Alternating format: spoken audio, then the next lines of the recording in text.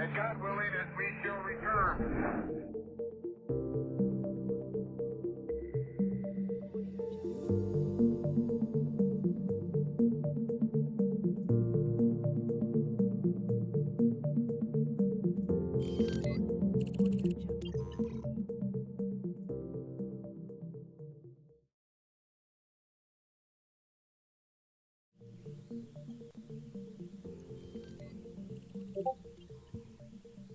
Wait, is this stream on YouTube?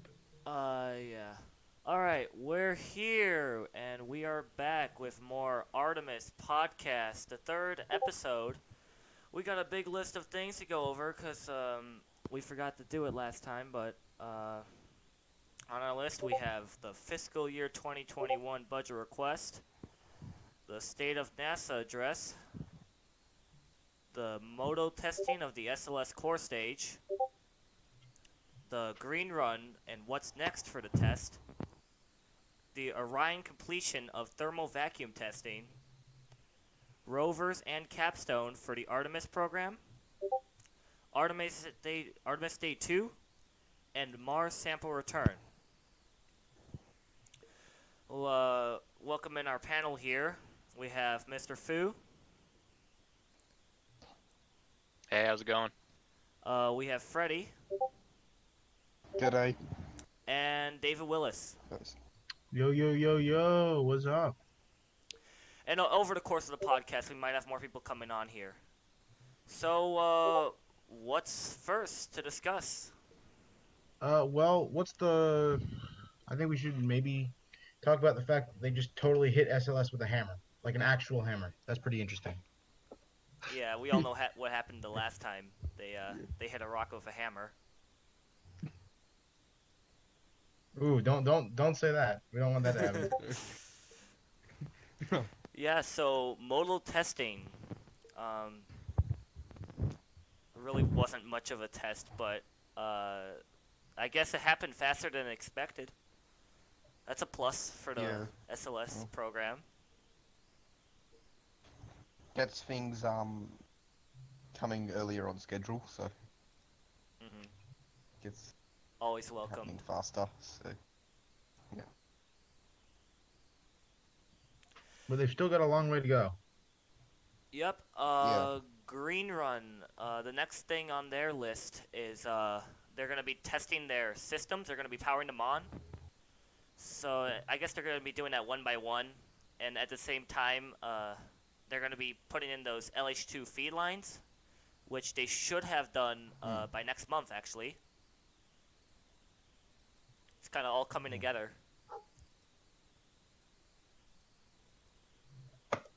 I got one question. When static fire for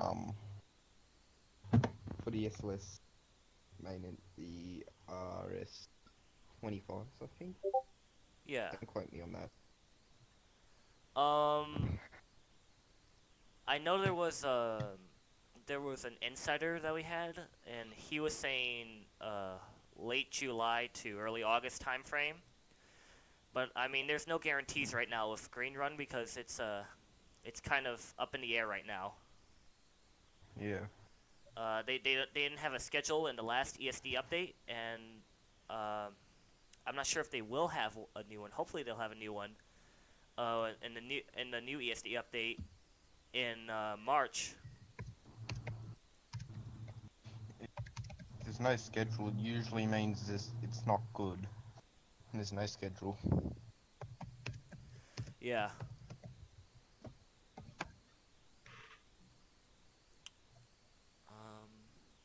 I didn't really see the state of NASA. Has anyone seen it yet? The I've state of seen NASA, clips of I it. saw it. Yeah, what was it all about? Well, can you pull up the picture of Jim Bridenstine standing in front of the engines? Yeah, I got it's on something screen interesting right to now. say about that. I need both engines. But trust me. Yeah. Okay, so the engine on his left, our right, that the one that's horizontal. Can you flip back to that one? Yeah, let me pull it up.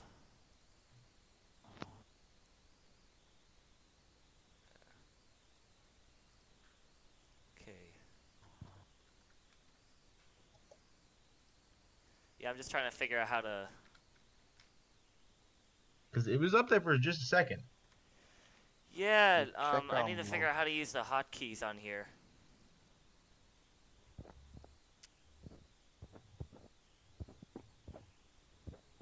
Technical difficulties. Yep. Here, you know what? I'll just pull it up manually. Okay, so this is what you were talking about? Let me see. Well, there's nothing on the screen right now.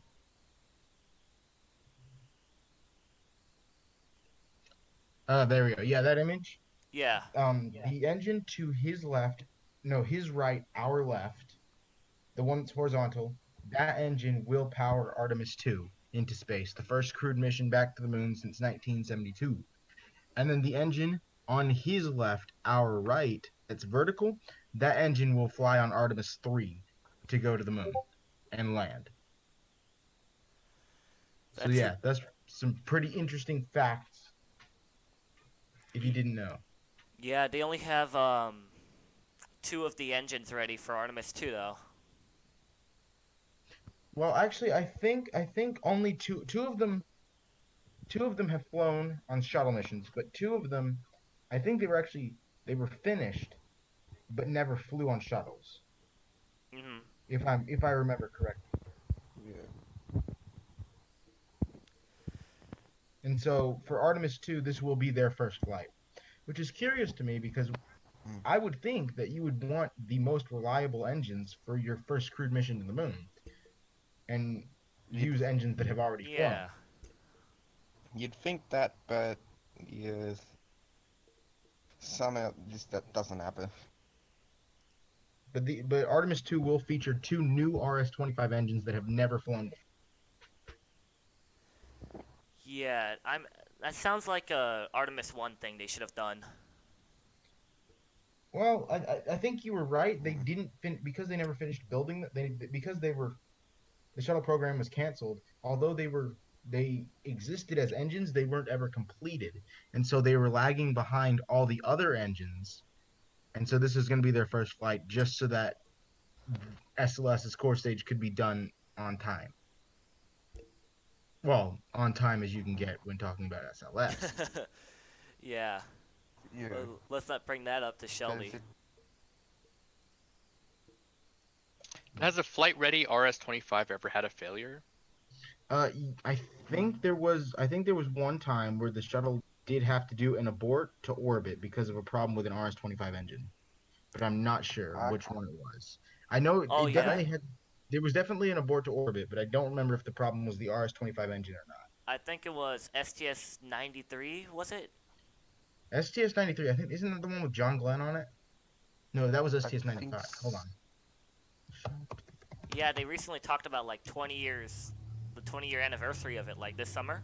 This occurred on mission STF-51F, which continued despite the abort to a lower orbit. So yeah, it was STS-51F. What was the actual? Did they specify what the failure was on the RS-25? Let me see.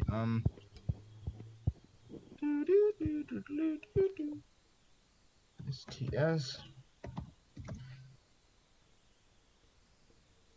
It was the 8th flight of Challenger, actually. Wow. And let's see. Didn't know that. Let's see. What was the cause of the problem?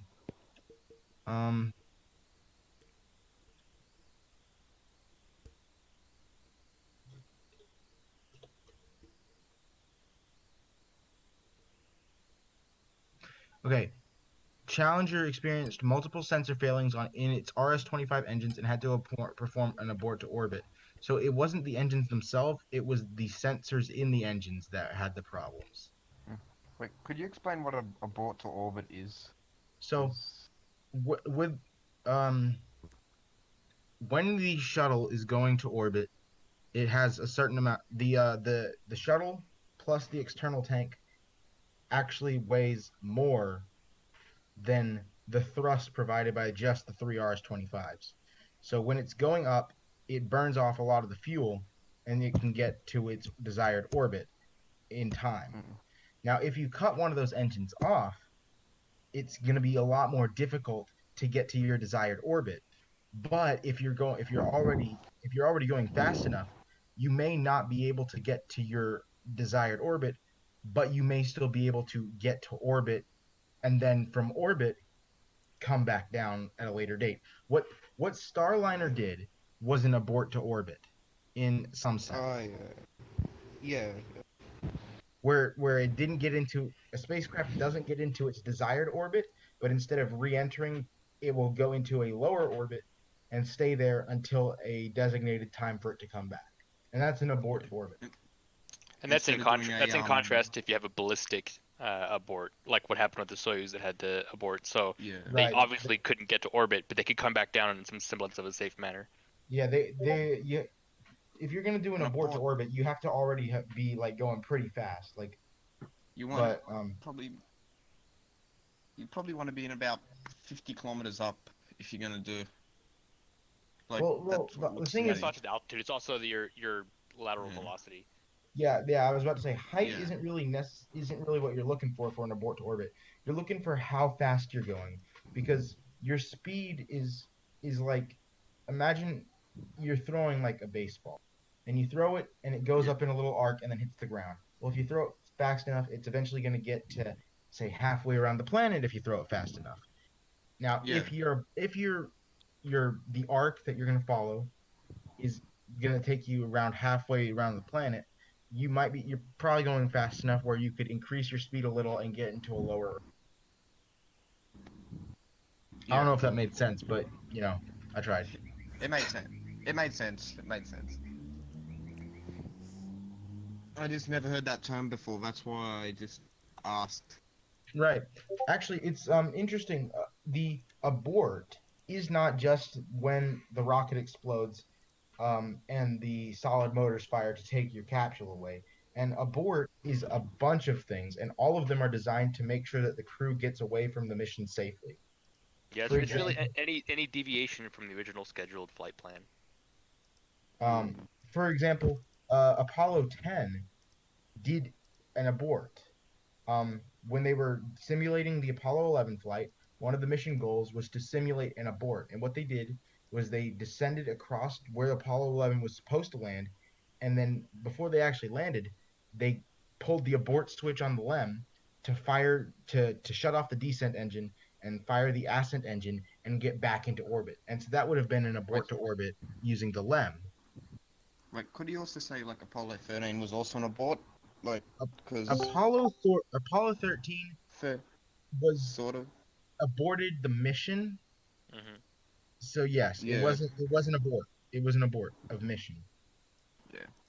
And they almost had a threshold crossed during the ascent from Apollo 13, where their central F1 engine was not outputting the amount of thrust they wanted, and they almost reached the threshold of having to abort there. Wait, Yeah. wasn't it the J2 engine, the center J2 engine shut down? It might have been. It was one of the It central. was on the engines. second. Because it was I on the think second second stage. Yeah, you're right. it was the J2. I have a lot of experience. I know just how badly that would have gone. I've played Kerbal so many times. I know just how bad it is to lose a J2 engine.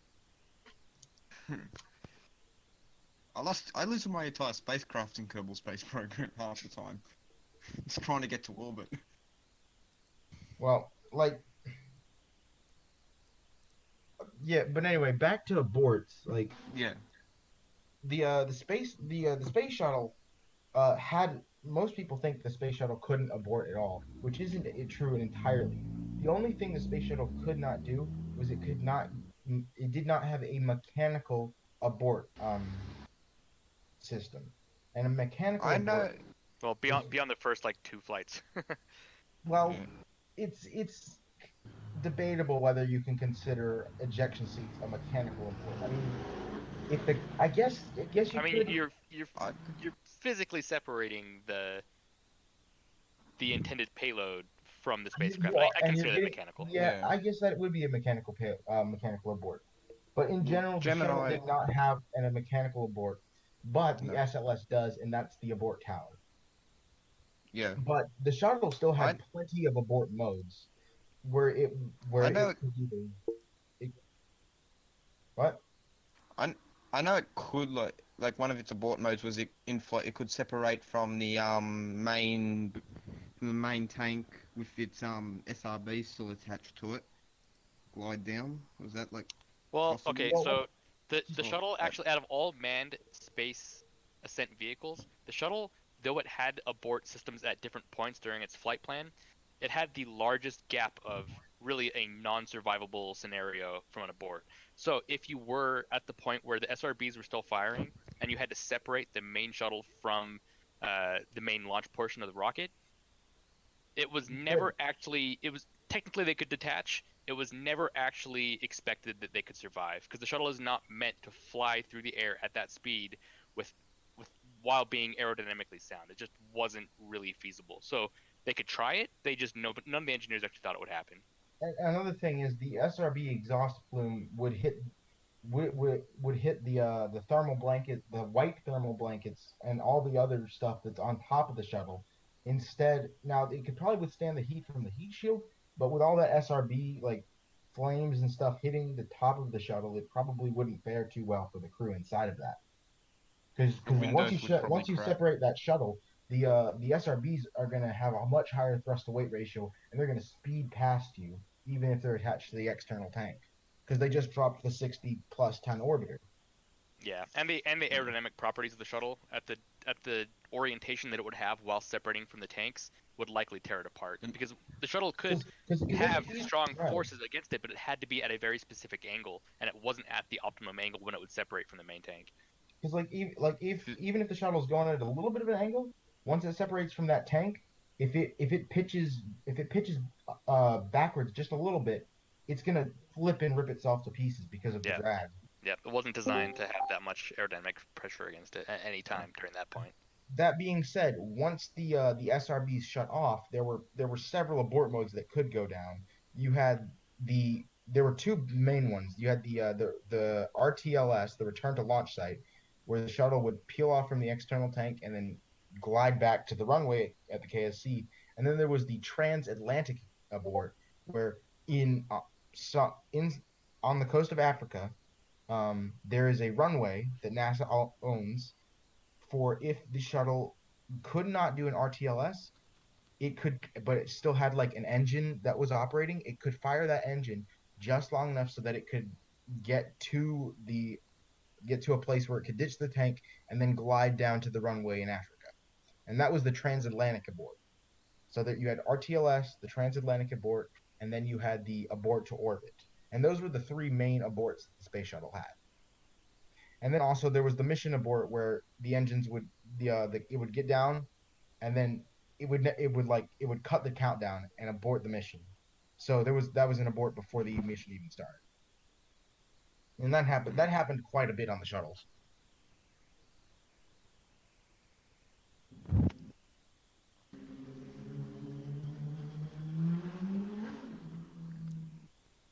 Okay, next on the list we have Orion completion of testing, thermal vacuum testing at Plumbrook. And yeah, it's about halfway done with its thermal testing at Plum Brook. I mean, no, not it's done with thermal testing, but it's Yeah. halfway done with its Yeah. entire testing. Yeah, so So, when is it scheduled What's the to get back to the KSC? well, the thing is, it will finish testing before March 11th, and I know that because March 11th is the NASA social where they're gonna take people out to see this in Plum Brook, and so obviously if it's still in testing, they're not gonna have the social on the 11th because nobody will get to see it.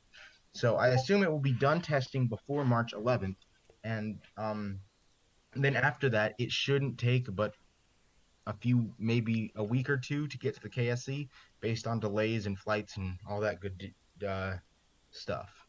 And so we should see Orion return to the KSC pretty shortly. Now, According you could say within like next few months. it should be at the KSC before SLS green runs. Let's just say that. according to Bob Cabana, it's going to be at KC by April. What are you guys talking about? Things. The Orion. Yeah, like the massive crew capsule that's sitting in Plum Brook right now. And it's massive.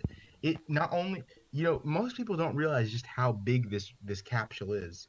Not only does it have a physical restroom that like a restroom underneath all the seats is an entire radiation shelter for the crew to go in. This thing is Really? massive. There's a big radiation shelter underneath the seats, and then next to that What does radiation radiation? shelter is a full on is like a bathroom with a curtain that you can move and close so for your own privacy. But it's like if you took the cockpit of a space shuttle and squished it down so everything was right next to each other. I'm just gonna mute my mic for a sec. Wow. That's amazing how they managed to cram all that stuff in. But the thing is, Apollo was actually a lot bigger than people thought. It seems small because it had these massive seats and this big old clunky electronics and thing. But behind that, there's actually a space where if you could squeeze out of the seats and go behind them, there's a space that you could stand up and move around in. So it was actually pretty big as well. But that being said, Orion will feel 10 times bigger than Apollo because not only is the computer control board much smaller due to the miniaturization of electronics, the seats are much smaller and will all fold into the ground of the spacecraft so that you have this big wide open space. Wow. It's fairly large. They really went all out on this. You can fold the seats. Yep, you can be able to let me there's a I think there's a video on there on YouTube of it folding the seats. Let me find that. Orion can also fit up to 6 people. It can fit up to 6 people, but will only fly with four due to life Life support. due to life support Yeah, at yeah. at the moon. What what I'm curious to see is like I haven't actually seen a good representation of what the open air volume is inside Orion because I know one of the big problems that they ran into with Skylab was yeah, it's cool to have all this big open space, but when you're in 0G, like you kind of don't want space. You need things to grab onto so you can maneuver and move around in the capsule. Well, I think Orion, you cannot stand. If I'm correct, you cannot stand from the floor to the ceiling straight up and down. I don't think it's big enough to do. Well, this guy looks like he might be able to. If I you're don't short know. enough. You're I, definitely gonna you'll have leg room. That's for I sure. I just remember like reading accounts of people who were up on Skylab and saying like if you were like stuck in the middle and you couldn't reach anything, you just had to like swim through the air and hopefully get enough traction to get to the edge. Yeah, that's actually. I would love to see that if that's a problem. I would love to see that problem happen like somewhere where like you're stuck in the middle and you can't get any, you can't grab anything. That'd be an interesting problem to have. Let me see if this guy has a good picture in Just this end up video like somewhere. blowing air. Like sucking in air one way and blowing it out the other. Okay, let's see. What does the inside of Orion look like? Give me a good picture. Come on. So, yeah, have they done so like vomit comet type scenario? Have they done a mock-up of Orion and taken that up and done like a 30-second flight and had people try moving around inside? That'd be interesting to see or to know if they actually did. I think I don't think they they would need to because because you know how they build the capsules, right? It's not actually they don't build a cone. What they do is they build a cylinder, and then they from a certain point on the cylinder they'll pull it out to a cone, and then in that conical part, that's where they'll put like oxygen tanks, water tanks, and food stuff Yeah, in that areas where part. people But wouldn't be. but the pressure vessel itself is a cylindrical section. So it's about this, if I'm correct, it's about the same size as I could be wrong, but I think it's about the same size, a little bit smaller than the a space station module in that respect. So Okay. you'll That's big. stretch if you get in the middle of it and stretch out, you're gonna be probably pressing your hands and feet up against the against something. You're not gonna have like a problem where you're gonna be stuck in the middle and can't get anything.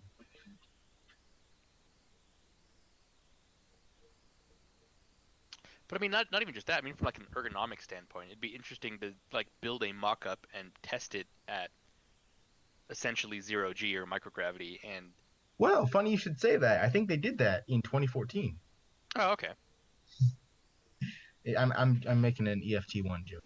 Yeah, I wasn't being serious. Oh. It's not. I'm not getting any good images from the inside of the spacecraft. What are they hiding from us? I bet There you are it's, images of the interior of the Orion mock-up.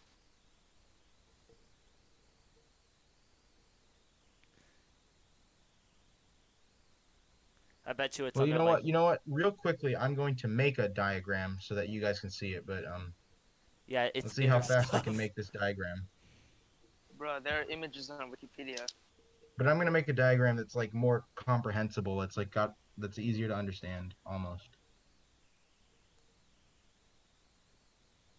So, keep talking about Plumbrook while I do this and make this happen. Damn. So I was reading this thing where it's like they're talking about NASA and being able to send an interstellar probe on SOS. I mean, it's not. I mean, we've sent interstellar probes on like tinier rockets. I don't see why that would be impossible. Yeah, I mean they have sent interstellar probes, but it's like they haven't gotten very I far. think it'd be and they need to last a long I time. think it'd be overpowered. Yeah. I mean, it's kind of what you want, though. I mean, so you can play the game of bouncing from planet to planet and getting orbital assists, and you can only do that at certain windows, or you can just have a massive rocket with a buttload of Delta V and just slingshot the thing out from Earth as much as you can. Sounds like Voyager. Yeah, well, but both Voyagers had Yeah. to play that interstellar planets lined up, or not interstellar, the planets lining up just right where you could jump from one to the other. And that takes time, and it takes luck, and it takes... Planet. Oh yeah. Planet ping pong. And then New Horizons was just a Jupiter assist. Yeah, and that what did that launched on? What did that launch on? It was a... I think it was an Atlas V. Yeah, I'm pretty sure it was an Atlas V. Wait, what launch on? New Horizons. New Horizons. Oh yeah, it was an Atlas V. And it only had one gravity assist? Yeah. Yeah. Jupiter. I mean, I guess if you're going to get one gravity assist, you would use Jupiter. Yeah, Jupiter is like a freebie. But what's its velocity relative to the Voyagers? It's slower. Yeah, I mean, it has to be. Let me look it up.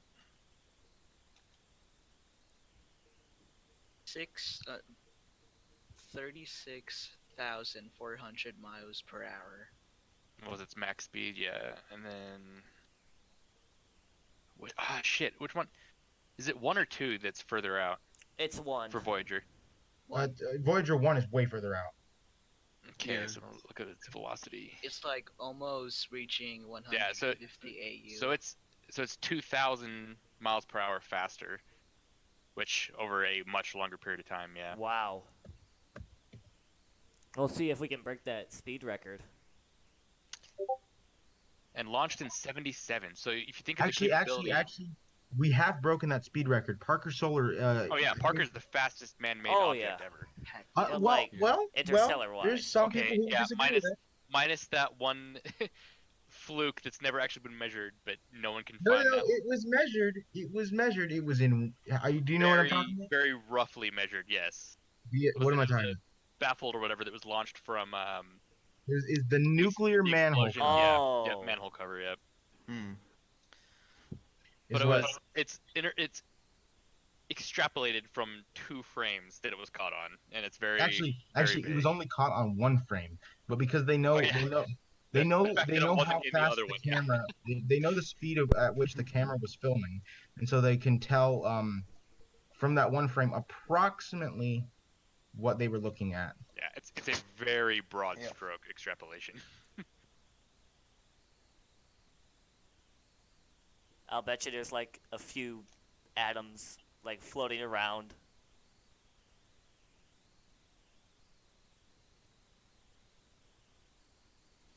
So What should we talk about next? haven't talked about the FY 2021 request yet. Oh, we haven't. No. No, let's do that now. Yes. Oh, I have a great question. What number of... Wait, never mind. What was your question? Say it.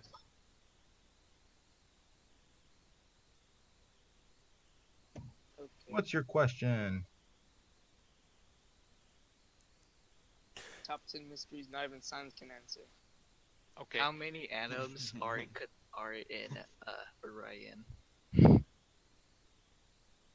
Okay. I have no idea. Probably at least 3. What's you on that No, one? at least one. Probably a few trillion. Probably a few trillion. I'm sorry, what was the question?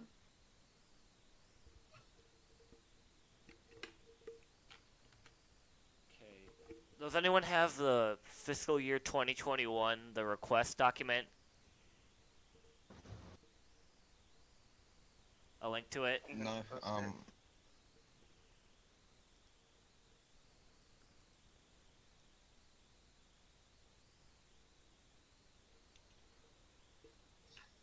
Well, if you guys want to keep talking about Orion for just a bit, I'm almost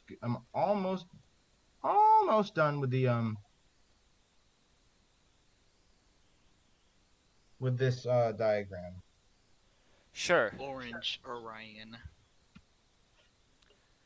Orion abort modes. That's what we can talk about. yeah. Pad What if abort. Orion Actually, that'd be interesting. You have pad abort, ascent abort, abort to orbit. Yeah, Orion has some epic abort modes, that's for sure.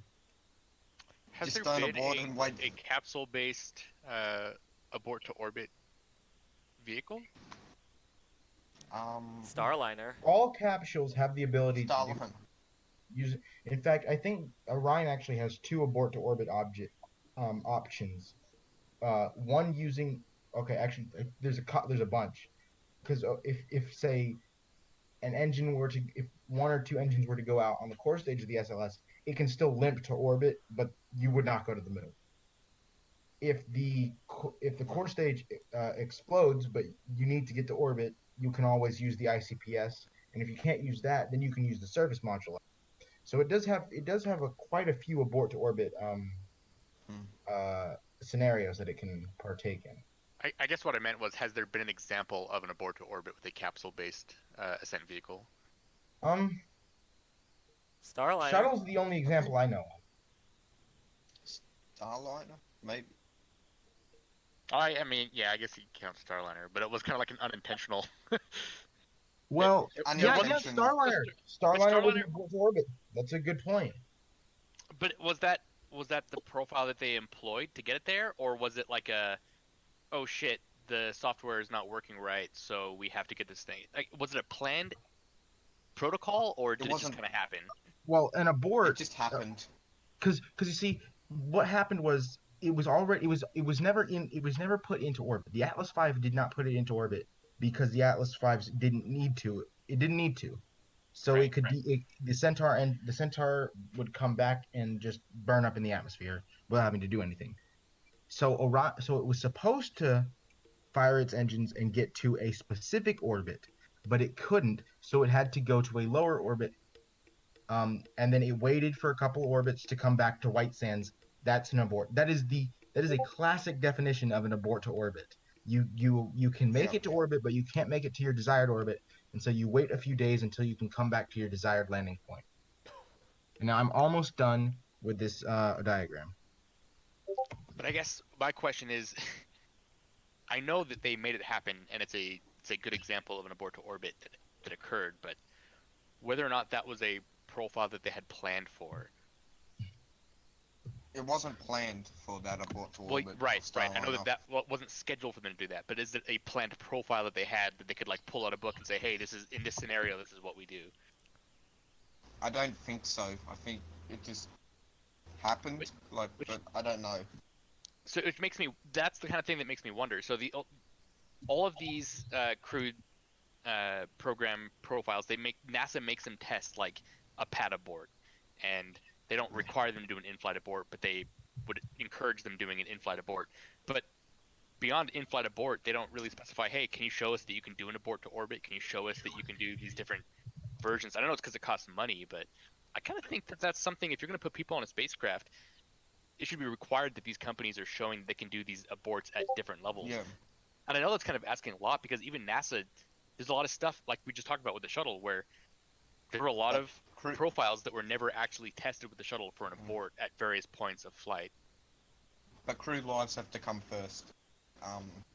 Yeah, and now that we have these increased technologies, and we have a lot more money to be spent from the civilian standpoint of saying, hey, let's test this and make sure it's absolutely viable.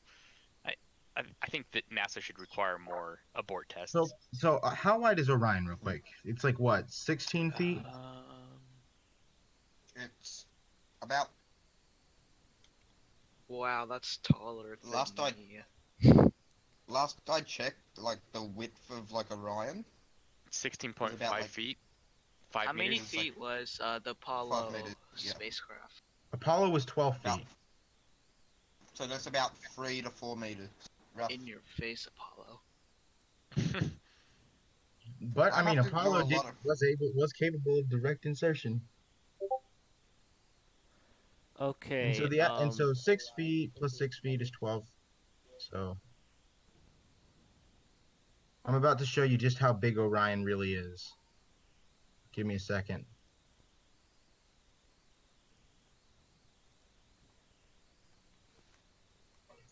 Add a human to scale. Like, do you have to have like a press pass to see like the mock Orion at where is it? In one of NASA's facilities. I forgot the name of. Okay, I have on the screen right here. This is the budget estimates, and looks like we have the information for Artemis 9 right there. That's sweet. Okay, so I'm almost done with this diagram. And now I think we were correct about our suspicions that you could not stand up in Orion. However, you can, if 6 foot tall, based off a 6 foot tall human, you can stand fully erect if you're underneath the docking tunnel. It's massive. And so so just give me one so let me label this thing real quick. Before I know it, I did that, I'd probably bang my head somehow. Just.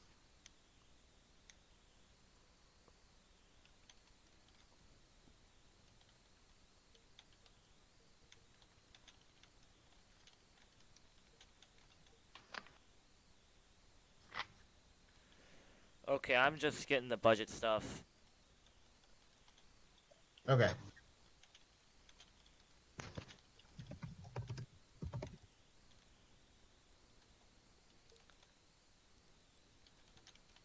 Okay, so I'm gonna post this in the Artemis general chat, okay? And then you can put it up on screen, and I can show you what it is. I can explain it, explain the what we're looking at here.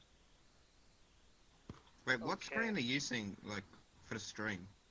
I'm watching it from YouTube. I just have it muted. Okay, Wait, so can you send me a link? Can you send me a link in DMs? I will. But put that picture that I just sent up on the screen, Alright, let me get it. and I'll explain it. And so, who am I sending this to, Freddie? Yeah. Okay. Okay, it should be that link right there. Got it. Did you make this? Yes, I made that whole picture, except the human silhouette. I did not make that. I stole that. And this from is Google. gonna. But everything else I Okay. drew. I drew myself Okay, online. let me pull this up. I was kind of expecting a size comparison between Orion and Apollo. Well, I mean, I can put an Apollo in there so you can see how big it is. No one's watching. Okay, so right here is a diagram that David drew of Give me Orion. a second. Hold on. I'm gonna. I now want to include Apollo for a comparison. Do I need to? No. Oh yeah, I don't. Okay. So anyway, let's. What are we dealing with here? So this is the. This is to scale. Uh, the pressure vessels of Orion. So you can see that's the sort of square segment that tapers up, and then that whole thing where the man is in, that's the pressurized section, and that's the space the humans have while in Orion. And now, fully stretched out, you can fit.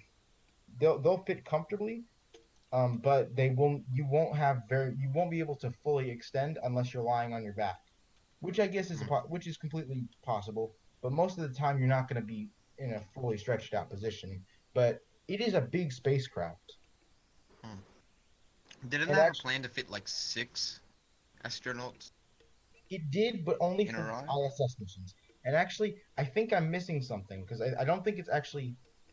It's not. Okay, hold on. Let me. Sorry to do this, but I gotta add one more line real quick.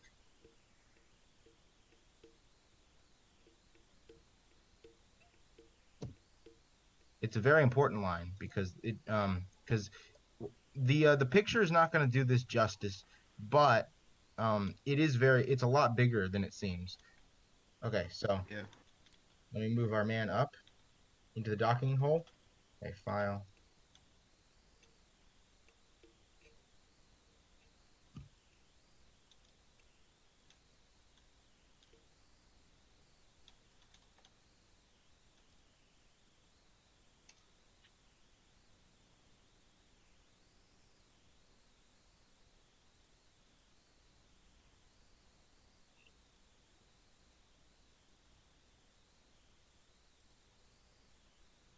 Okay, so put that image up on screen, and I'll explain the why I changed it a bit. Okay.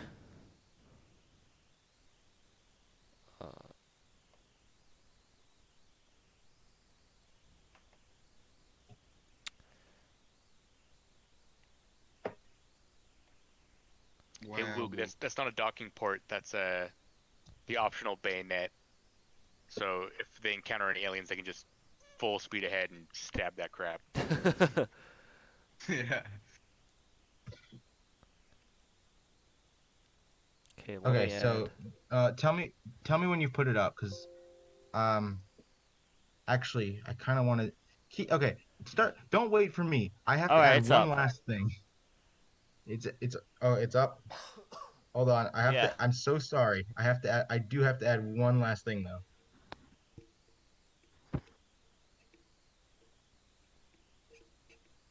Okay. How thick is that heat shield? The heat shield. The heat shield isn't like that thick.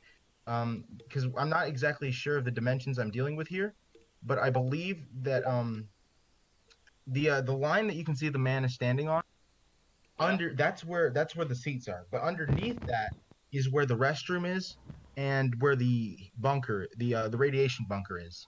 And they would lie horizontal relative to the image inside there. And I think because the heat shield is kind of like it's concave on the inside, this feature actually extends further down into the Okay, what? heat, because if you ever I looked got. at the Orion without the heat shield, it is curved because that's where the heat shield can attach to. So there is space underneath inside that heat shield where the bunker and the restroom go. Now, I got a question. yep, go ahead. With the like radiation bunker, would they be wearing their vests probably in there? Like, because I think they would. That I believe that is what they would do. Hmm. Now, if you can bear with me for just 1 second, I'm about to show you how small Apollo was because I'm going to add Apollo in here. Okay, this is interesting. So, Hmm. Jade Ben is saying that he has a reliable source saying that they are pushing for some big changes in the Artemis manifest. But Ooh. Yeah, he says he can't provide any details though. Can you? I didn't. That sounds a He was bit. talking about the manifest. I thought he was talking about the lander. Now, okay, I've got one final image. Oh wait, hold on. I forgot. It's Apollo is actually smaller than this image I'm doing. Maybe I'm thinking of something else, but Okay, Apollo is actually really small. Yep.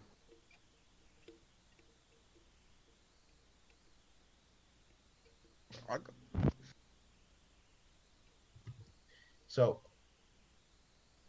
Okay, he says, I can say, however, that I would not be surprised if NASA announces plans to reactivate High Bay 1 for SLS before the end of the year. okay, wait, wrong picture. Hold on. Okay, I've got one final picture, and this is gonna show you just how big Orion is.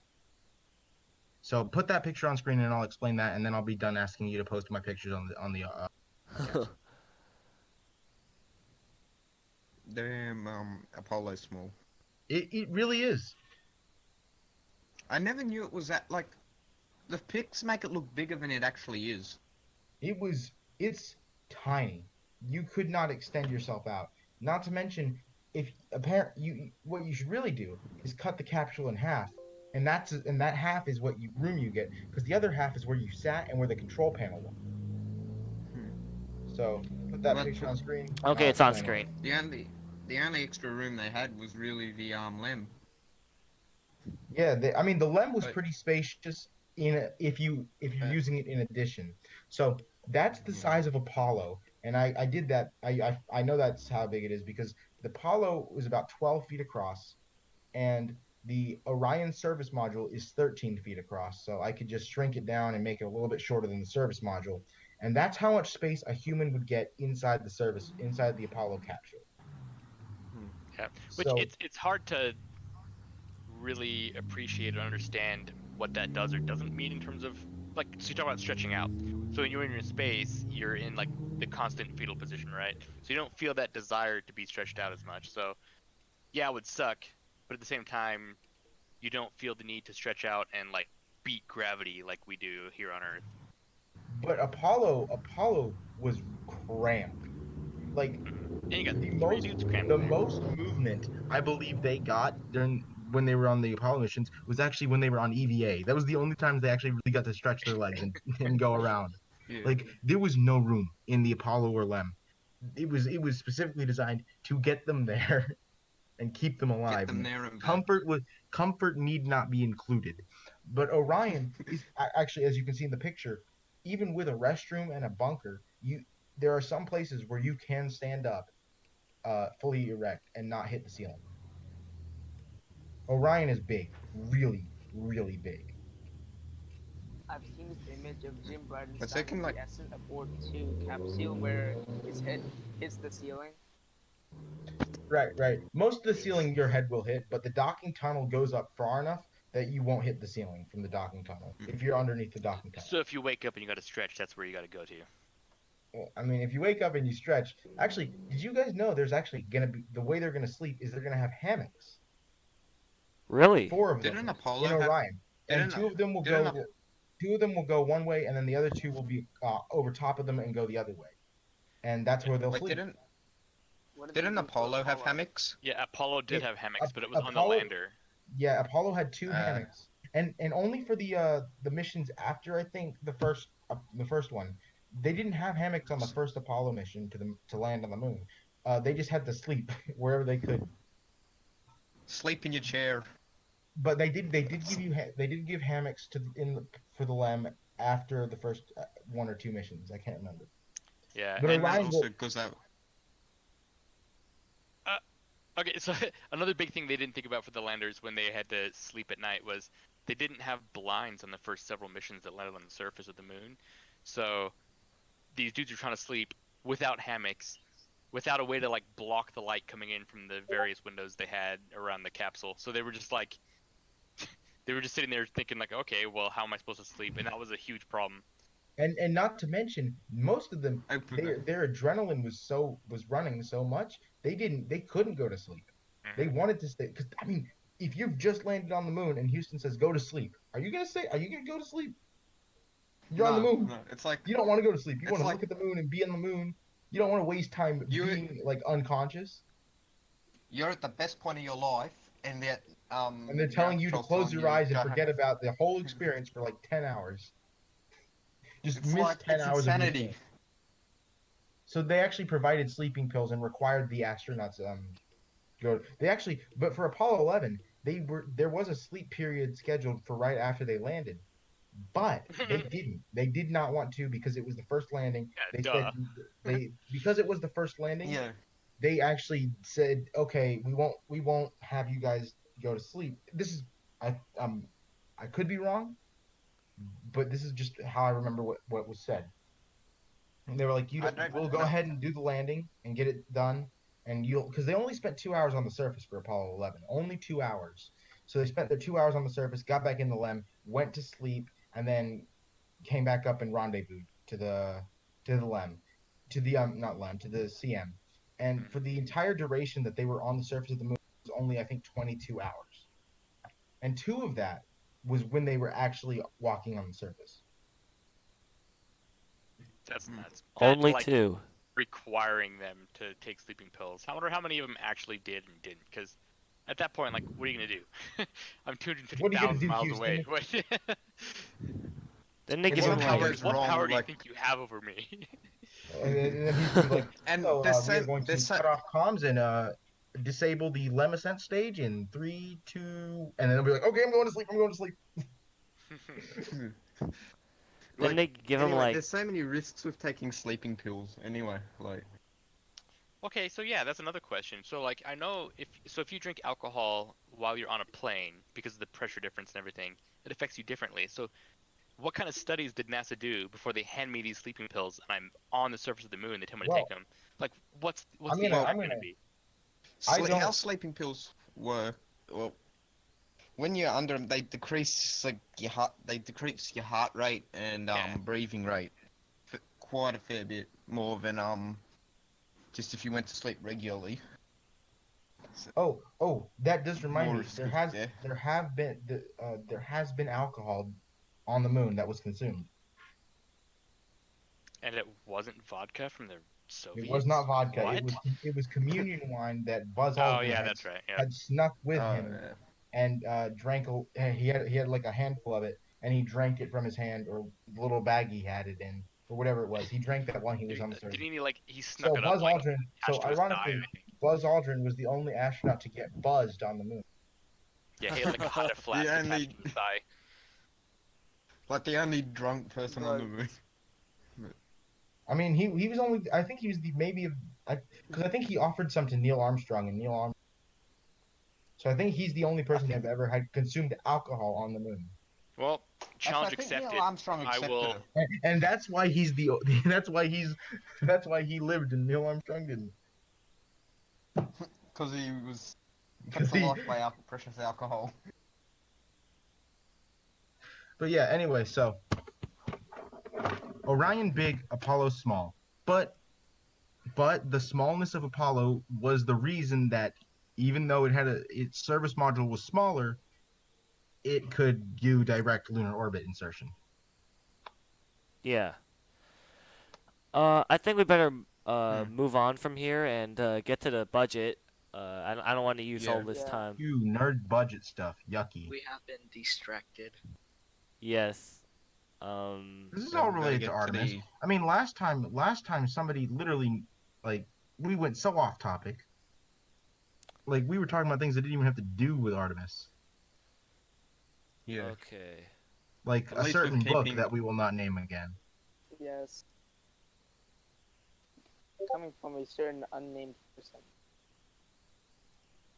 Who will forever Okay, be on unnamed. screen right here is the budget. Or the budget request.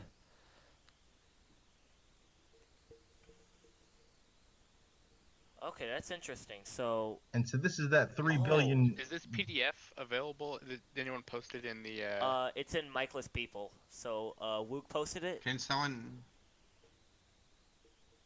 Okay. How Yeah, far that's back do I scroll? interesting. How? Oh, I see. Okay. how much of an increase is that? Like, $2.4 $3 billion. dollars? 12%. And how much of that goes to Artemis? I think there's a total of 3 billion that the president wants allocated to the lunar lander specifically, Wow. which would 3.3 billion. but I think that's all the money he wants NASA to get because NASA's budget is already 22 billion and it only increases to 25 billion. So I think the only change really is the 3 billion for the lander. Oh, so I didn't notice Now, this, but it says what I'm concerned about is this lander. It isn't gonna be a cheap spacecraft. I mean, like, it's going to be a spacecraft. Like the spacecraft, like it's gonna be like Dragon and Starliner. It's going to cost billions of dollars, and I'm not sure $4 billion is really, or 3.6 billion is really enough to make that work. It's not gonna cover it. Like with all the Let's equipment. just say it's definitely not going to work if they give the contract to Boeing. Yeah. It's not going to work because Oh, because here's the thing: Boeing has no hardware, they have no experience, and they have no way to build it because they're building two spacecraft already. They're building the SLS and they're building Starliner. So they what literally about they're already occupied. Please do not give them this lander. Please do not give what them about that lander. JPL? Yeah, What about JPL? Who all is in this potential contract? Well, the biggest player, other than Boeing, is the National Landing National Team, team. National Lander Team, or the National Team, or whatever it is. And Okay, National is Team, like a couple different contractors working it's together, or what? it's a bunch of contractors working together on their own accords. Normally, NASA, what they would do is they would pick contractors Mhm. to build different parts of a rocket, but these contractors have all come together on their own without NASA telling them to and say, we will work together to build this lander for you, NASA. So what they're gonna I so think that's. it's I think that's actually. I it think is that's like cheaper. it would be way cheaper because NASA doesn't have to pick anyone. They just say, okay, national team, and they've already got the contractors and what parts they're gonna build, and the national team actually has hardware already, technically No speaking, rigmarole. because the descent stage is going to be built by Blue Origin, and they've already tested the engine for that. So the Blue Moon What engine are they using? the BE3, but vacuum optimized, The BE7. or the BE7. I'm sorry, BE3 is their upper stage engine, right? Wait, is there any pics of that? Like the I engine? think I think they've test fired it, but I don't think there's pictures of it. I could be wrong. I could be wrong.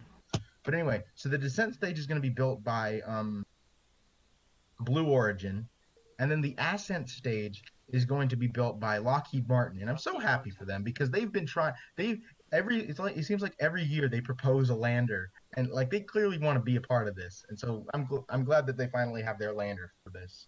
So Lockheed Martin just keeps getting thrown in the gutter.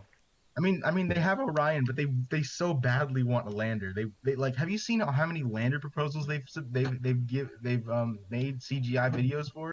Like they want this. So I'm happy for them. They're gonna get Yeah. the ascent stage, and then a legacy player in the moon landing business, Northrop Grumman, is actually going to be Wow. building the transfer stage from low lunar orbit to the Gateway. And Northrop Grumman, as we all know, built the entire lunar module last time, so they've got experience under their belts. And then They also there's one more. I think it was Draper. Draper is building the electronics and stuff. And so Yeah. all four of them together, plus I think some few others that have joined recently, are going to be build what is called the National Lander. And I don't know if that's going to be the name they stick with, but they are looking right now to be the biggest player in this landing game. And then SpaceX has their proposal. I don't know what they're going to do. I hope it isn't Starship because that's not going to be ready anytime soon. Yeah, Imagine okay. SpaceX making a lander. there's also Dynetics and You Sierra know Nevada. what would be interesting if they converted like Starhopper into a traditional lander. Like that would be interesting. That would be an interesting payload to the surface of the moon. That would actually. That, I know wait, it'd be someone better. should send like Elon that idea. Who should? That'd be like send Oh, I them got this. Me and Elon, we're like We're like tight. 2 plus. We're good. So I can go ahead and. But anyway, Tell me the if truth, he Mike. made super heavy and somehow got it to fight past the N1 Ghost, if he made super heavy and then made like a generic second stage that's that big, and then put a Starhopper type lander, something a really big lander, you could get a pretty marginally big payload to the surface of the moon, because Fun. you wouldn't have any of that reusability hardware. You Someone wouldn't have plays that. a lot of KSP. Someone does. I wonder who it would be. But you wouldn't have any of that. You just have the landing legs, the fuel tank, the engine, and then you could put a massive payload on that and land it on the moon or the moon. Shoot, I should start saying good. So that team that you talked about, all these different entities, most of which have some type of experience with landers or with actually getting to orbit or whatnot. My big concern let's not is say orbit, because there's a certain someone who has never been to orbit. right, which is exactly what I was about to say. So I think the big elephant in the room is who they picked as like the main powerhouse of this lander is not a tested system or from a tested company that has done stuff in space. And I respect a lot of what Blue Origin is doing, but I question these companies that are saying, well, the main central powerhouse of our launch platform or our lander is going to be Blue Origin. I think that's pretty ridiculous, honestly. We've got two choices here.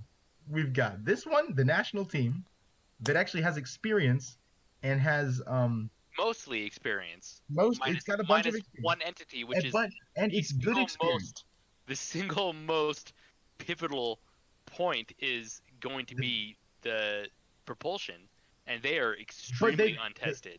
They've already tested the B7 engine in atmosphere. Yes, that's true. In atmosphere, that is never true. gone anywhere other than here. That's my point. Everyone else is experienced except for them. Name what engine is going to be the descent engine on Boeing's lander. Exactly. You can't even name it. They don't even have Not what I'm saying. Like, I'm just saying, they've already, like, Blue Origin, they have done one thing, which is hop a bunch of times. But they've done that's the biggest part about landing on the moon is being able to retropropulsively land. No, that's thrust if vectoring. Anyone, the LEM wouldn't have gotten on the moon if it couldn't propulsively land. No, I know. That's not what I'm saying. I think you're misunderstanding. I'm saying I think backing Blue Origin as the main entity for your descent stage or whatever for your lander is a huge question mark. I would ask them to prove a lot more than just launching the same. What is it? New Shepard? What's their small one they keep popping? The new Shepard. But that's the thing. Which isn't even the system that they're planning to use. But hold on just a second, because that's what Blue Origin is doing. Two separate things. They're doing the Blue Moon lander for the commercial lunar payload services, and then they're also doing the national team, which will use the Blue Moon as the descent stage. Now, the thing about the Blue Moon is that it will first fly and land on the moon with the CLIPS program, and then they'll do that a couple times and test out the systems and stuff. And then once that's proven, they will put that underneath the Lockheed Martin ascent stage and above the Northrop Grumman transfer stage, and then they'll use that to land on the moon. This will not be an unproven system by the time it takes crew to the moon. The only question is, will it be ready by 2024? Yeah, and that's exactly what I'm saying. Is I'm not saying that it's going to be untested when they actually employ it. I'm just saying, like, how come no one has asked Blue Origin to do anything for any of their other missions, period? Blue Origin is kind of like somehow slipping through the cracks and being contracted to do all these different things without actually being tested. It's surprising to me that Blue Origin hasn't done anything aside from their hopping program. That's it. Well, you've got to also remember who's the CEO of Blue Origin. That's right, the richest man in the world. He can do anything he wants if he has enough money. Exactly. Which is why I'm questioning it. Well, look, it's either this or the flaming garbage fire of thermite that is Boeing right now. Like, Boeing's problem is they need to hire new software engineers. Every single issue they've had over the last 3 years has been software. So Boeing's aerospace capacity is fine. They have a lot of experience, and their engineering is there's no issue with their engineering and their employment of stuff. Aside from software, Just fire everyone who writes your code. But And, like, that's not it's not that simple. Boeing is we've gotten accustomed to Boeing being a space company. They're not. Let's be real. They're an airplane company who makes space they are- hardware. That's not true. That's not true at all. Listen, hold on, Yeah. listen. They're They've an got aerospace most of their company. engineers building planes, Aerospace. and then they have Yeah, I more. know. Engineering's not the problem. You can keep saying listen, it's still not Well, true. It's you're not hearing me out. They have engineers working on their planes. They have engineers working on Starliner, and then they have a bunch of engineers working on the SLS. How did I forget that? They've got they've got a massive workforce, but it's split up against all these programs. And now you're asking them to build a full lander. This is their proposal, an entire lander with their workforce that is currently spread around 3 projects, 2 of which are NASA projects. So if they build this lander, which I'm not, they can definitely do it. I'm concerned about how fast they can do it because that would be their third in progress NASA project that they would have to be doing, and they'd be starting it now. Right, but that's not the problem. I think All of Boeing's there'd be too issues many- have stemmed from software. So whoever's I'm not saying they programming would have this any is issues. wrong. I'm not saying they'd have any issues. In fact, I would argue that because that I agree with you. The problem that Starliner had is that it was Boeing software. SLS won't have that problem because the software is built by an entirely different company that NASA has contracted, and I'm sure that will be the same with the lander. But the problem is that how is Boeing going to build that when their entire workforce is split amongst 3 separate projects, with a vast majority being airplanes and getting that 737 massacre of like just garbageness fixed up, and then they've got to work on Starliner, and they have to work on SLS too. So where are they gonna get the engineers to build an entire lander? Where are they gonna get that? So to can continue hire my more devil's people. advocateness, I'm going to go ahead and let I'm going to let you Freddie talk here in a second. But my one point is, you're saying that Boeing cannot accomplish this mission set because they're spreading themselves too thin. Well, let's look at NASA and how many other avenues NASA has besides just rocketry. I mean, Well, that's the thing about NASA. NASA contracts people to do this. so does Boeing. Boeing Boeing subcontracts. You're looking at this as it's just Boeing doing all these things. No, Boeing hires subordinate contractors to execute different portions of their mission set, just like NASA does, but at a lower level. It's unreasonable to say that Boeing is like a dumpster fire. Boeing has had a lot of really big problems recently. Admittedly, there's no way around it. Boeing is not an untried aerospace company. Boeing is like right. I mean, strongest aerospace companies in the U.S. Period. There's and nothing they built you the can say apart from S1C that. that was flawless. The S1C was a flawless stage. But I'm just worried about their capacity to get this done on time. I'm not worried about whether it would work. I am fairly confident that if they did it, it would work beautifully. I'm worried about, can they get this done on time? Well, that shouldn't be an issue because NASA has a horrible track record for all their subcontractors for getting things done on time. So that's not really the issue. But I think the issue is doing it safely. The mandate is to get there by 2024. That's what the mandate is by 2024. And so that's what I'm worried about, because what I'm looking at is because you got to remember, both teams have in these landers, with the exception of the engine for the national team, which technically exists, everything else does not exist. Nothing exists. So once they get this contract, they're going to have to build everything from the ground up in 3 years. Yeah, but they have tested engines in their repertoire to pull from. So anyway, Freddie, I've jumped on you a bunch of times. What were you trying to say? I will be quiet. I'm sorry. You pretty much said basically what I was gonna say. So, like about, but Boeing, but Fist with bump. Boeing, yeah, with Boeing is now I forget. With them being like having all these technical problems with, like, I just can't, like, them taking on another project is just like, I think there's more room for failure there because of take on new project, have to find workers for that, and then it comes with less experience. And I can just see failures happening and just not getting seen. And that's a good Yeah. point. Boeing has never built a lunar lander, while the national team does have Lockheed Martin. No, not Lockheed Martin. I get them. Northrop Grumman, Northrop who Grumman. has built a lunar lander before. Now, I think it's stupid that they aren't building the ascent stage because that would be where they are at, but they still have experience building lunar landing systems. Boeing does not. I think there's a lot of wiggle room with experience when we're talking about lunar lander type equipment. So yes, the company itself has experience, which either they have that and they kept it secret, or they shared it with the other industries or the other companies that are working within that industry. But Well, we're at the point now where there is one from an age standpoint. There are zero physical engineers still around that were part of that program, and two, that any of their technological experience is actually viable now because technology has progressed so much that it's not really relevant anymore. We're kind of starting from the ground zero at this point. except But not really, because then again, Really?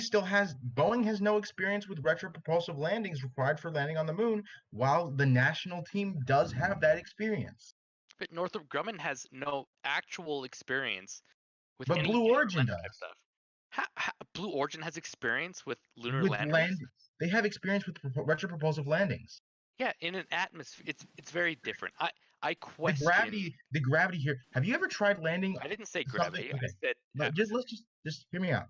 Let's go to K. Let's pretend we're in Kerbal, and you have to land something on the Mun versus Kerbin. Which is easier? Landing something on Kerbin retropropulsively, or landing something on the Mun retropropulsively? Which is Well, easier? yeah, It's I'm not.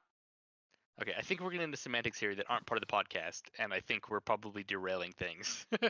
honestly, Yeah. I mean, we've got 5 people watching. That was more than 2 people when we were talking about Orion. I think people like us arguing. I would just I think that's why people are Can watching, just to listen to us argue. can we let's just keep go back going. to the FY Yeah. 2021? No, we don't want people to leave. That's fine. I mean, I just think the argument here is not actually a valid argument. I mean, Well, the argument I'm trying to make, I know you're never supposed to say well in KSP, but I'm just saying from the bare bones, it's easier to land on a lunar surface when there's no atmosphere, no aerodynamic. You don't have to have the yeah, thrust. You but don't you're have you're to talking No deal with you're talking about a video aerodynamic. game. What we're talking about is reliability, But I'm and there's a talking. lot of I'm stuff going that has back to to real happen life. I've before you gone get back to real there. life. I was just using KSP as an example. On the moon, you don't have any aerodynamics to deal with. You have a lot less gravity to deal with. You don't have to have your engine can be a vacuum optimized engine, so it can be as efficient as you need it to be. But on the Earth, you have to deal with the massive gravity that this planet has, and then you have to deal with the Aerodynamic aerodynamics being in your favor. There's a lot more room for error landing on the moon than landing on Earth retropropulsively. I mean, like, it, Okay, so give me a second to explain okay. why even within this podcast we have contradicted ourselves. So in the very beginning, we started by talking about tried and true RS-25s being part of a manned launch on the SLS. So we're looking at reliability. So reliability with the RS-25 is we trust that crap. It's going to work almost every single time. So it's really not that big a deal that we're putting people on a spacecraft where 2 of the engines are untried.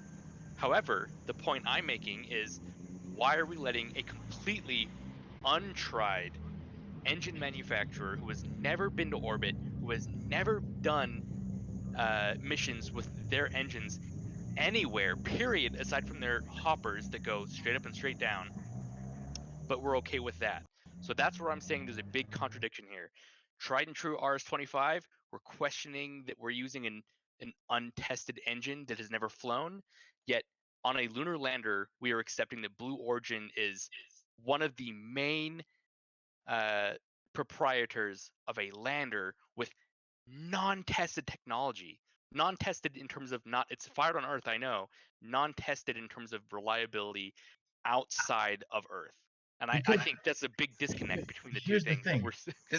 There's a If we had problem there when it's not lander tested. technology that has been flown like the RS-25, then why on earth would we be using the national? We got that's already been flown and used. But that's the thing. We don't have any lander technology right now. We have zero. The least experienced member of that landing team is Blue Origin, and they are the most pivotal, most important aspect, which is propulsion. That But they've was my already main done point. the propulsion part. No, they haven't. already. Yeah, yes. exactly. And they haven't employed it. They haven't put that on any other spacecraft. They haven't done anything with it aside from fire it laterally on Earth. That's it. Neither has Boeing. Boeing doesn't even have engines for their lander. But Boeing has done stuff in space. I mean, they've done. If we want to get real, they've done I'm one not thing trying in to fight. space. I'm just saying Blue They've Origin is the done least one thing in experienced space, and that player. was Starliner. Period. If we're gonna talk trash about Because- Boeing. Because Boeing only built the S-1C, which never went to space. Okay, what did Blue Origin do that's gone to space? New Shepard makes it to space. It passes the Kármán line. It's a ballistic Okay, cool. So You was want to the talk S-1C. trash about Boeing? I'm not talking trash about Boeing. Yes, I'm you saying are. what? If I was talking trash, you're saying I'm talking trash about Boeing when I'm You not. are. All I'm saying is that these two companies are almost equal in terms of what No. of like. No, Boeing has been a strong player in the aerospace industry for a But- lot of different projects. But remember you're how trying you to just say said, that like literally Blue 5 Origin is 6 somehow minutes. equal to them. That You- is just because you- laughable. Remember how you literally just like 6 minutes ago just said that, oh, the people from those old programs, they don't even work on this anymore. So we can't compare Boeing's success with the Saturn V to Boeing's success with a lunar lander, which And Boeing hasn't have done anything nothing since to do with Saturn. each other. They built the Saturn Saturn Yeah, V I said S1C. since Saturn. You're What? saying Boeing has. Okay, your whole argument is that my point with personnel not being around since Saturn with that lunar lander experience is applicable to Boeing now, saying that Boeing hasn't done anything since Saturn? I mean, they haven't done anything space related. I Really? mean, they've done Starliner. Yeah, that's a lot And- more than Blue Origin's done. Well, I mean, last time I It's checked, Space Blue Launch Origin. System. Well, Space Launch System hasn't even fired its engines yet. It's gone to No. orbit. Those engines have gone to orbit, but on the space shuttle. And who built the space shuttle? Hold on. I think actually, I might be wrong. I think Boeing played a did role build in the the space shuttle. Yes, it did. Shuttle. Boeing. The shuttle orbiter was made by McDonnell Douglas, which is not part of Boeing. No, not part of Boeing. No, so there are McDon- subsystems within the shuttle that Boeing played a role in. I'm surprised they didn't just contract Boeing to build the shuttle. I mean, Boeing had planes, and the space shuttle's a plane. Why not just? I mean, I don't know. I'm not. Boeing NASA. has problems with its planes. Well, but- they use Well, Boeing it planes to didn't carry have the problems shuttle. with its planes when the space shuttle was being built. Yeah. But the thing Okay. is, what I'm saying is, Blue Origin. Like, I don't understand how you can say that, like, because I'm from talking a from purely, experience standpoint. Yeah. but like the New Shepard does what the Falcon 9 booster does, but like, because like On a much the- smaller scale. on a smaller scale, but not non-existent. I didn't say it was non-existent. I don't think Blue But Origin is a Boeing's trash company. That's not what I'm experience saying. Boeing in its entire history has zero experience with retropropulsive landings. Zero. And you can't argue with me on that. There's no way you're gonna. No, you I'm not can't- going to. But Blue Origin has that experience. They have landed boosters. In fact, they That were is the true. first. They were the first private company to land a booster, unless the DCX was made by a private company. But I think they were public. So I guess my whole point is that it's not that Blue Origin is trash and does not have experience with propulsive landing. It's that the Blue Origin has not been utilized in any mission set other than just their single hopping instance. And But- I think that there are a lot of things that go along with beyond just your initial mission set being, hey, I'm going to propulsively land. Well, there are a lot of points that have to happen from point A to point Z along the way, and I don't think they've experienced that or demonstrated that they're capable of doing that, aka being integrated into a different system that they didn't have 100% control of and still being operational. But that's the thing. For the first flights, because remember, Blue Origin, their submission to the national is the Blue Moon. as the descent stage. But Blue Moon on its own is an entirely separate spacecraft that can be launched by Blue Origin to send payloads to the surface of the moon. The payload on this would be the ascent stage. But Blue Origin can send Blue Moon is sending Blue Moon for clips first. So by the time the lander ascent stage will be on top of that, it will have already been tested at the moon. Okay. There is no clips I- contract for the Boeing lander. I'm gonna give a closing statement, and I won't say anything further because I feel like we're dragging this out. Hey, we've got no. We've got 6 people watching now. People are liking No, this. I know, but my closing statement is I don't have anything against Blue Origin. I'm fascinated by their rocket engine development, and I think that they are doing great things. However, what I will say is before I like to see them included in an international team to develop some lander, is I would like to see their technology implemented in something else beyond their control into a larger system and be utilized before I decide, yeah, I'm gonna give them the thumbs up. And that's what I haven't seen, and that's why I'm skeptical about them being picked without having ever worked with any outside agency. I just think it's a huge question mark, and I would love to see them succeed, and I hope they do, and I just also at the same time being like, I don't know, man, you've done the same. How many launches have you done of the New Shepard? It's like 5, 6, 7. It's not I that think many. it's 10. Okay, but so it's them doing a seemingly simple task that they've done the They've exact done same way 12 every time. launches. They've done 12 launches with 11 landings. Okay, cool. Still And doesn't the only change my, failure was the first landing. Yep, doesn't change my opinion. That's a But closed system. that's reliability, man. That's reliability, and that is something you definitely want. That's reliability when you are working by yourself, using the same system over and over and over again, and essentially refining software and protocols. But they're also building New Glenn. They've got hardware for New Glenn. Yep, and I would love to see it fly. I would love to see a Blue Origin engine fly on something other than just a Blue Origin New Shepard hopper. That's all I have to say.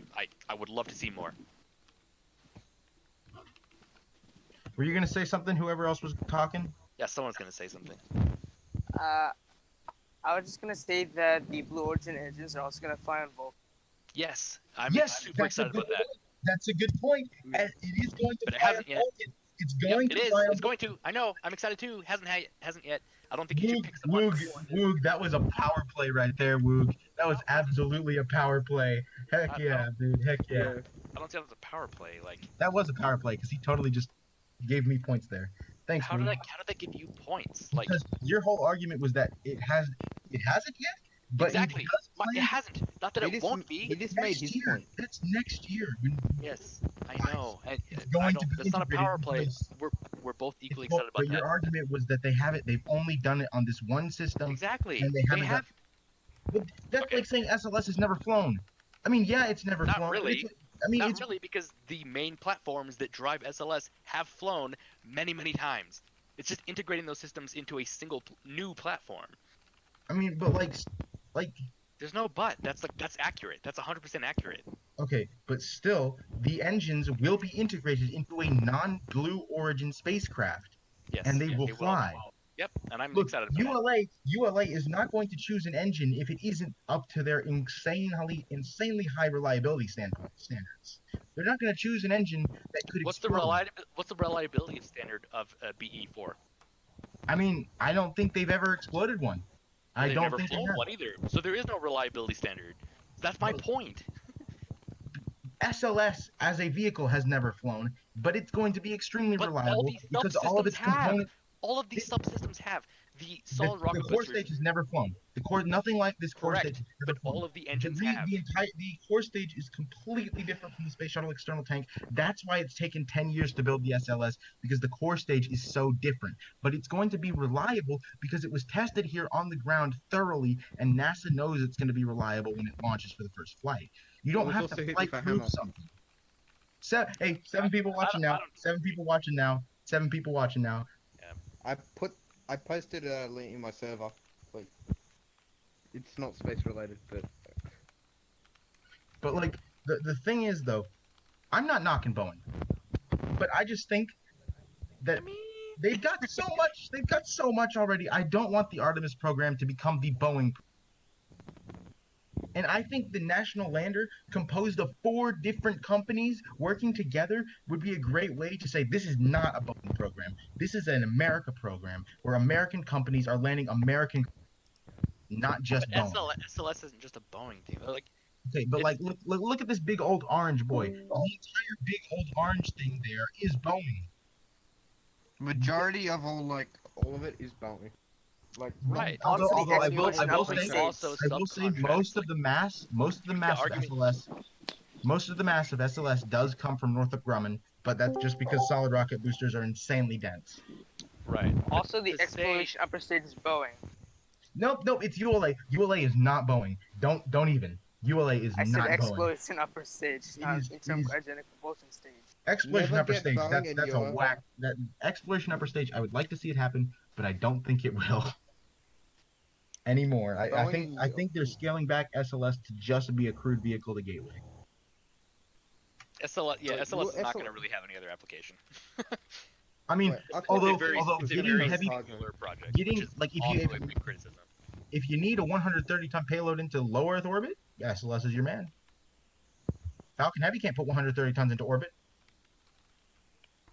But there are so few scenarios where you need that much mass in orbit. I'm just hoping maybe we get a big.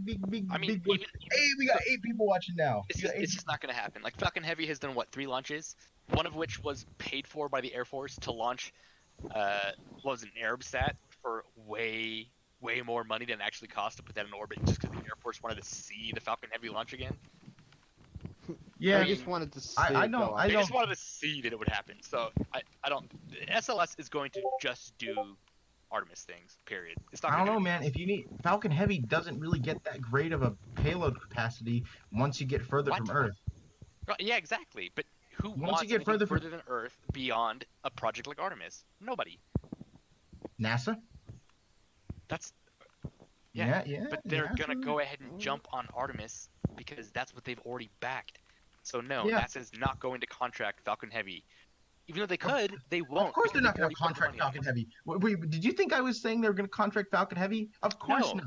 No, what I was No. saying is there's nobody else who's going to want to use anything beyond an Earth orbit for. Oh, Bigelow. They might need something big. I think Bigelow does need a big rocket for what they're doing. I don't know how big, but I know it can't fit inside a Big Falcon Heavy Hello payload. rocket. I think Bigelow might use a Vulcan. I'm not sure though. Yeah, I think they've already contracted. I think Also, they've already can contracted. can we just talk real quick about something I found interesting? So I saw that. Yeah. So the Delta IV medium can get about 13 tons into low Earth orbit, and the Delta IV heavy can get about 30 tons into low Earth orbit. That's about 3 times as much. Now the Falcon 9 can get about 20 tons into low Earth orbit, and the Falcon Heavy can get about 60 tons into low Earth orbit. It's about 3 times as much. 3 times 3 times. So if we extrapolate that out to Vulcan, which can get almost 30 tons into orbit with one stick, if we put 3 Vulcans together, could we potentially get 90 tons into orbit with Vulcan? Yeah, like And if that's the case, could we then replace the SLS with Vulcan Heavy? I think a lot of things would have to happen for that to happen, but I mean, there's a possibility. it's not impossible. Which is No, it's not impossible, but we're also talking about the reliability thing again. It's Right. We're completely theoretics. It's completely theoretical. Toy Bruno totally did not answer that question when I asked him on Twitter the payload capacity of that thing. I don't think they've even done studies for something like that. But a 3-core Vulcan could be a powerhouse. I mean, like, there's no commercial reason for that to exist. Right. There are no. In fact, someone argued there are no commercial uses for a Falcon Heavy either. In fact, how much does Exactly, Arabsat weigh? which is what we were just saying. Like the only real valid user of Falcon is going to be something like NASA, and NASA's going because they're already developing SLS. Okay, why is it in kilograms? Just tell me the pounds. Okay, the Arabsat. Okay, so it weighed 6,000 kilograms to 13,200 pounds to tons. Okay, so 13,200. It weighed Arabsat, I think, 6.6 tons. Arabsat weighed 6.6 tons. What? Yeah, the Air Force spent That all could have that been- that money could have just easy- because they wanted to see the Falcon Heavy launch. That's it. Period. It didn't. It didn't need a. No, the Air Force did STP-2. ArabSat was paid for completely by themselves.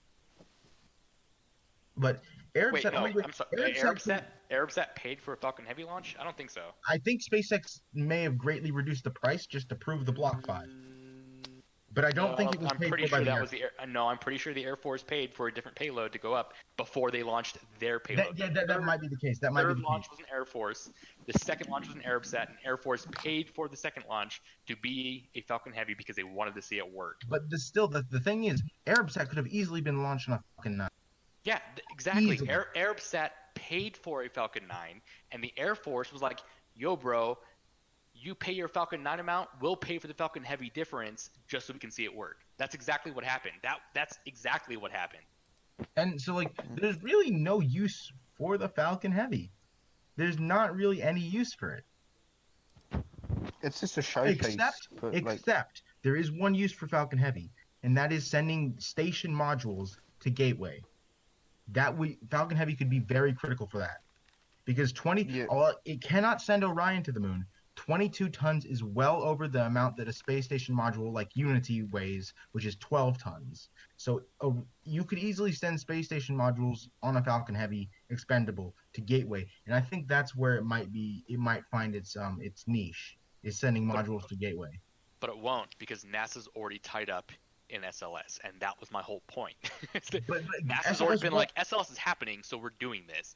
But they aren't going to launch modules on SLS. They're only launching Orion.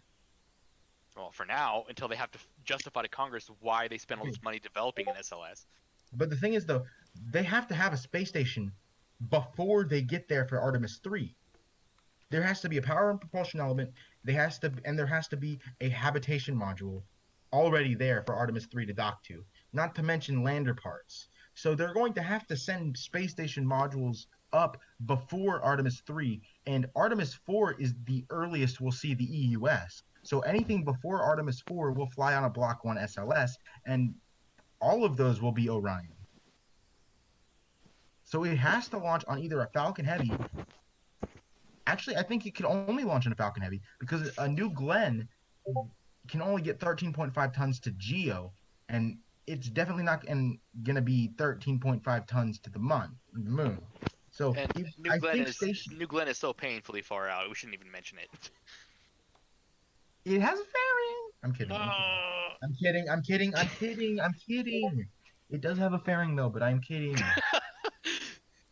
Yeah. Have you seen how big that fairing was? Hold on.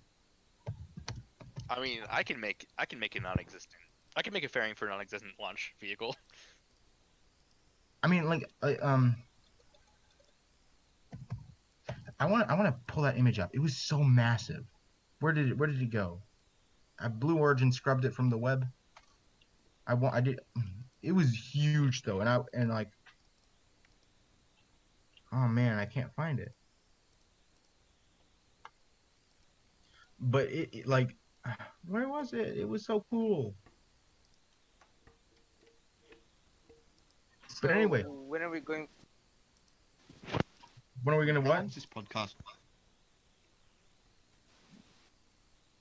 When are we gonna what? So when are we gonna go back to talking about the budget request? Yes, let's talk about the budget thing. Well, I mean, people are gonna drop out of the stream as soon as we start We're talking gonna about drop budget that requests. My We're gonna talk favorite about the thing same is that like one of the people in our audience that's watching us, they're actually trying to make their own argument. Oh, they are? Let me see what they're saying. Oh yeah, I wasn't in there. Otherwise, it's about okay. Original Falcon Heavy. Can you make it? So make your own giant rocket. Make your own. Go. That's what I said. You could I could make a fairing for a non-existent launch vehicle. It's literally exactly what I said. Okay, so Mush says 90 tons is no replacement for the SLS Block 1B, and it wouldn't be 90 tons. Well, what I was mentioning by the possibility of a Vulcan Heavy being 90, a Vulcan 3-core Heavy being 90 tons is that you could then put the ICPS on top of that and send Orion to the moon. It would not be a replacement for an SLS Block 1B in any way. It would be a replacement for the Block 1 crew capacity of the SLS Block 1. That's what I meant by that. I got something that's a little bit off topic. Yes, Like- distract us. We should talk. I think maybe something interesting is maybe get like everyday astronaut to do a collab on the podcast. I don't know if he'd join. I don't, because he's like we're really small and he's not. This is not his cup of tea at all. He does more with SpaceX than this kind of stuff.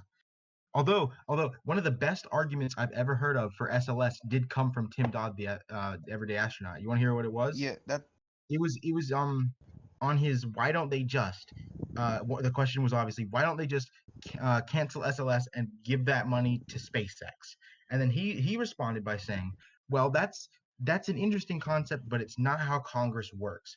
If they were to cancel SLS, that money would not go to NASA to be redistributed to whoever they want. It would go back into the Treasury and ripped and taken straight out of NASA's budget, and no one would get the money.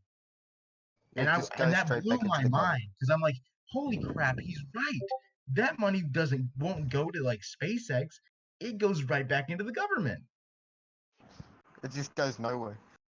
It just without SLS, NASA loses $3, $4, $5, $6, $7, $8 billion. Because And like basically, you could say NASA would lose its cause as well without us.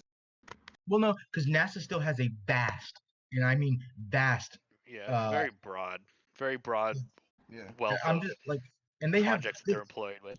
oh my gosh, like if even the rocket you could chop NASA's rocket department off and they'd be perfectly fine because they have so many space probes that only they can build. Like I'm sorry, is SpaceX going to build a Dragonfly anytime soon? No, they're not going to be able to build That that. sounds like something that sounds like something that named a rocket. Yeah, but Dragonfly is Dragon- not a rocket in any way. It is a No. quadcopter that's going to go fly on a moon. Yeah. There's I think only NASA could build something like that. Dragonfly, I think, aren't they doing that for Mars? Like, They're doing that for Mars too. Something But similar. Dragonfly is going to get to Titan in 2036, and it's going to land on the moon and fly around like a quadcopter, and it's going to be that's crazy. nuclear powered too. Yeah, it's crazy. Titan actually has a thicker atmosphere than Mars. Titan has a thicker atmosphere than Earth. Of every terrestrial body in the solar system, Titan has the second thickest atmosphere, only beaten by Venus. And I think because the atmospheric pressure on Earth is one. The atmospheric pressure on Titan is 1.5. So That would probably make Venus 1 point somewhere around 1.2. I think Venus is 90. 90. 9D. 90. Yeah. What? How? okay. Okay, so Venus is 90 times the pressure of Earth. Earth is 1 times the pressure of Earth, and Titan is 1.5 times the pressure of Earth. Yeah, let's So- talk about the budget. Who cares about the budget? The budget is. The budget's basically $3 billion for a lander, and that's it. Like, and then If people can read, they Trump can. wants he wants to cut W first again. It never works. I mean, he's tried to cut it every year, and it's still here. Like it's the Wait, same what's he old, trying to same cut? old. It's, W first. He tries to cut it every year. Congress says no, and NASA gets a bigger budget than he asks for. What's ridiculous is W First is the sister optic to Hubble. It's already been paid for. They already built the most expensive part of the entire system, and yet it keeps trying to be cut. And Well, it blows my I can understand because why? just listen. Wait, I- can someone send me a pic of it? Have you seen like if imagine you're the president and you've been seeing the absolute garbage fire that is James Webb Space Telescope development, and then NASA comes to you despite the fact that it's almost completely built and says we want to build another space telescope. But they're not building it. It's already built. Like the most Not expensive completely parts built. are already It's sitting in a done. lockup going. Yeah, it just It's Okay, sitting in a lockup Look, collecting I'm not dust. saying I Yeah. agree. I'm saying I understand where he's coming from. I don't. I don't agree. I'm just saying I can I don't understand understand where him he's not coming from. wanting to fund Like- another space telescope after the garbage fire that's been James Webb. Yeah, but I it's can understand it. I don't. James And besides, Webb, it's isn't not like that it's like going to happen 10 anyways. I years? mean, they always say no to the cut. But like, it's like this man is not he doesn't know that they have this thing almost completely built. He's seen what has happened to James Webb, I don't and think then it's even, NASA I don't even comes think to that. I think that's more coherent than what's actually happening. It's just a piece of paper that comes across some dude's desk and he says yes or no. That's it. well, look, NASA's been saying, hey, we're gonna launch space telescope.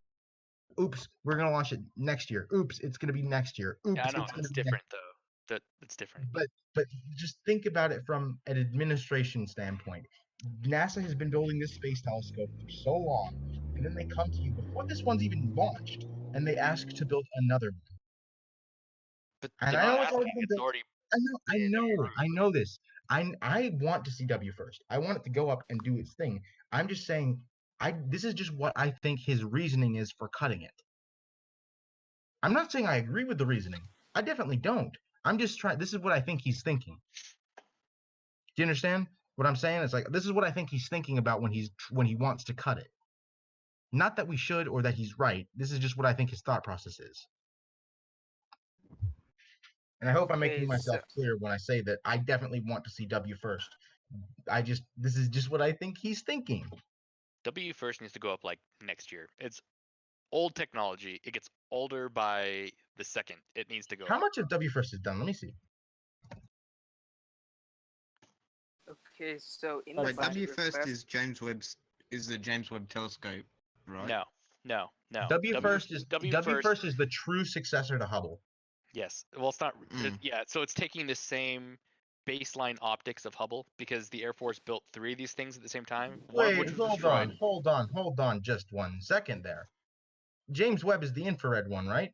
Hubble is Yes. the optical one. I was under the Yes. impression that W first was an optical telescope, but no, it's infrared. Right. But Don't- it's using the same optics of Hubble with a different sensor package. Well, So let's just hope the optics work better than the Hubble optics, or because we don't have a space shuttle to go up and fix it. right. So Send Orion up. On a US Delta Heavy. That's what I've asked about that. I think I got a response from somebody with it. Hold on, I'll be right back. Okay, so the US Air Force designed the optics for what became Hubble and what will become W first. They built those optics really early on, like well before Hubble, and they were originally designed for Earth observation telescopes.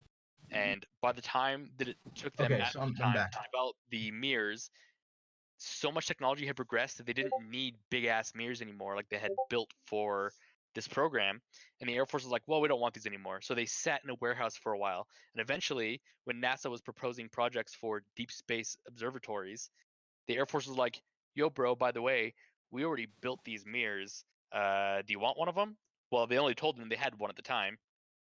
And NASA was like, yeah. So NASA took that mirror that was built by the Air Force, developed it into a deep space observatory, and sent it up as Hubble. And yeah, there were issues because they didn't develop the mirrors and technologies. Well, it wasn't really that they didn't develop it. It's that because they actually had an identical mirror, well, almost identical, that Right, but NASA didn't that make they the were mirrors. testing on the ground, and the disc said that they had like spherical aberrations, but they were like, oh, that's just a test one. I'm sure the real one's fine, and the real one wasn't fine. Yeah, except that's like a story because NASA didn't build the mirrors. The Air Right. Force did. So NASA was operating They off were of testing parameters. it. They were testing it though, on the Right. ground. Right. So anyway, there are 2 other mirrors beyond the one that went up with Hubble, one of which the Air Force just got rid of, and the second one, a few years ago, Air Force again was like, "Hey, by the way, bro, we have this other mirror set that we forgot to tell you about," and that's where the baseline is for W first. So W first is the same optics as Hubble, but with a different sensor package. Oh, and fun fact about Hubble.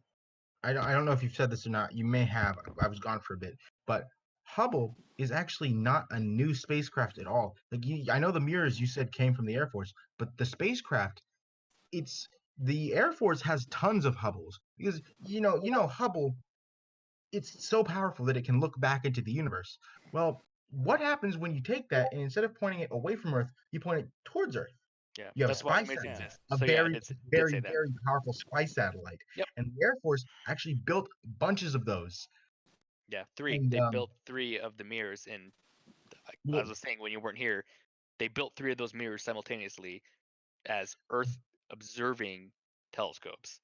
yeah, But because it took them so long to make the mirrors, other technologies caught up and like, well, we don't need a big mirror to observe Earth. We need better sensors, and that's why they were outdated by the time Hubble was proposed. but before that happened, there were actually, I think they launched a couple of things that are similar to Hubble, but they look at Earth. Yep. According to Neil deGrasse Tyson, that's what I heard him say, is that they launched a couple of these Hubbles, air quotations, but they're pointed at Earth, and then they have the extra one, and they're like, hey NASA, you want this? Wasn't extra. Well, anyway, yeah. Well, I you're- mean, you're it was generally kind right. of extra. It was kind of an extra. Anyway, what's the next question? Why are we arguing? We're not arguing. I'm just saying, like I I said, know that all was this the while- joke. We're having a That was the joke. debate. We're having a very debate. structured debate. And just so you know, like we're all like chill. We're This all is bros. fun. We're all bros. Bruh, Face Yeah. bra. bruh, big bruh moments. Okay. Bruh. So This is fun though. I'm having fun with this. I think we all Are you guys are having fun? Yeah. Okay, that's good. W1 is actually a really cool looking spacecraft. Not gonna lie. Yeah, it's like a streamlined, updated Hubble. It's pretty cool. It's like Hubble Right, 2.0. I mean, post it is it- Hubble 2.0. Post it in Micheless people. Post an image of it. The Micheless people, Let me hop over. Let's see if it's gonna paste correctly. Okay, it's a PNG. Tyler from NASA Spaceflight is joining Yeah. us. A couple Oh, minutes. it looks like a Welcome. smaller Hubble. It's a baby Hubble. Wu keeps saying things but keeps getting interrupted. Let the man speak. Yeah. okay, so with the FY 2021 budget request, it decreases almost a huge chunk of the agency and increases funding for Artemis. It even decreases some funding for SLS and Orion. So Well, that's kind of expected because SLS and Orion have both been built. So now the money is they don't need development money. They need production money for SLS and Orion. And production money is a lot less than development money. So Yes. that's The something they hardware is actually already can there. take.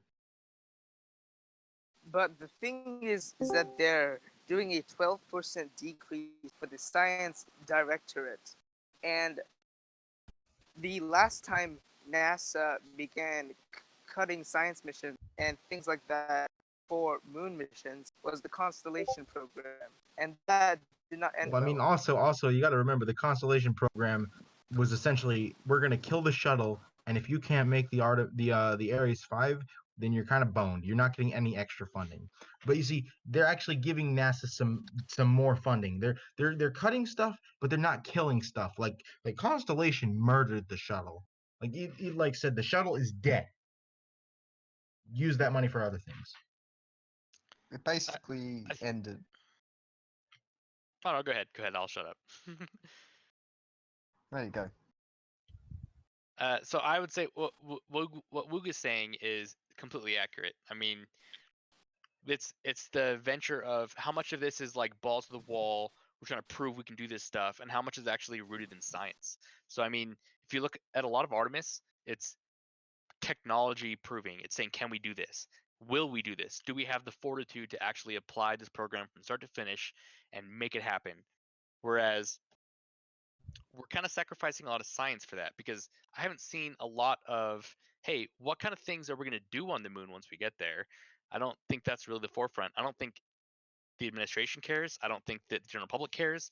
But long-term speaking, the scientific community should really care. Why are we doing this? Is it really necessary? I think I can tell you for certain Donald Trump does not care what we do on the moon. No. He has zero care. He heard I will NASA agree say with that you. they think they For can the do first it. And for he's the like, first do it. time, David It's a Wilson, bit of I a can agree publicity 100%. I agree with you, David. He wants the you were moon right. landing. He wants the look. I'm gonna be real. He wants the moon landing because he wants his presidency to have a big oomph. to be like that Big landed. the We big landed list. we landed on the moon during the Trump presidency. Which Bigleyest moon landing. I'm Yeah. not gonna trash that. I think that's a really I I'm think not that's gonna trash that. that's 'Cause probably what's any way going through his anything head. that gets us back to the moon, I'm for. But the thing is though, But what why? I think, because listen, here's what I've said this about Gateway several times.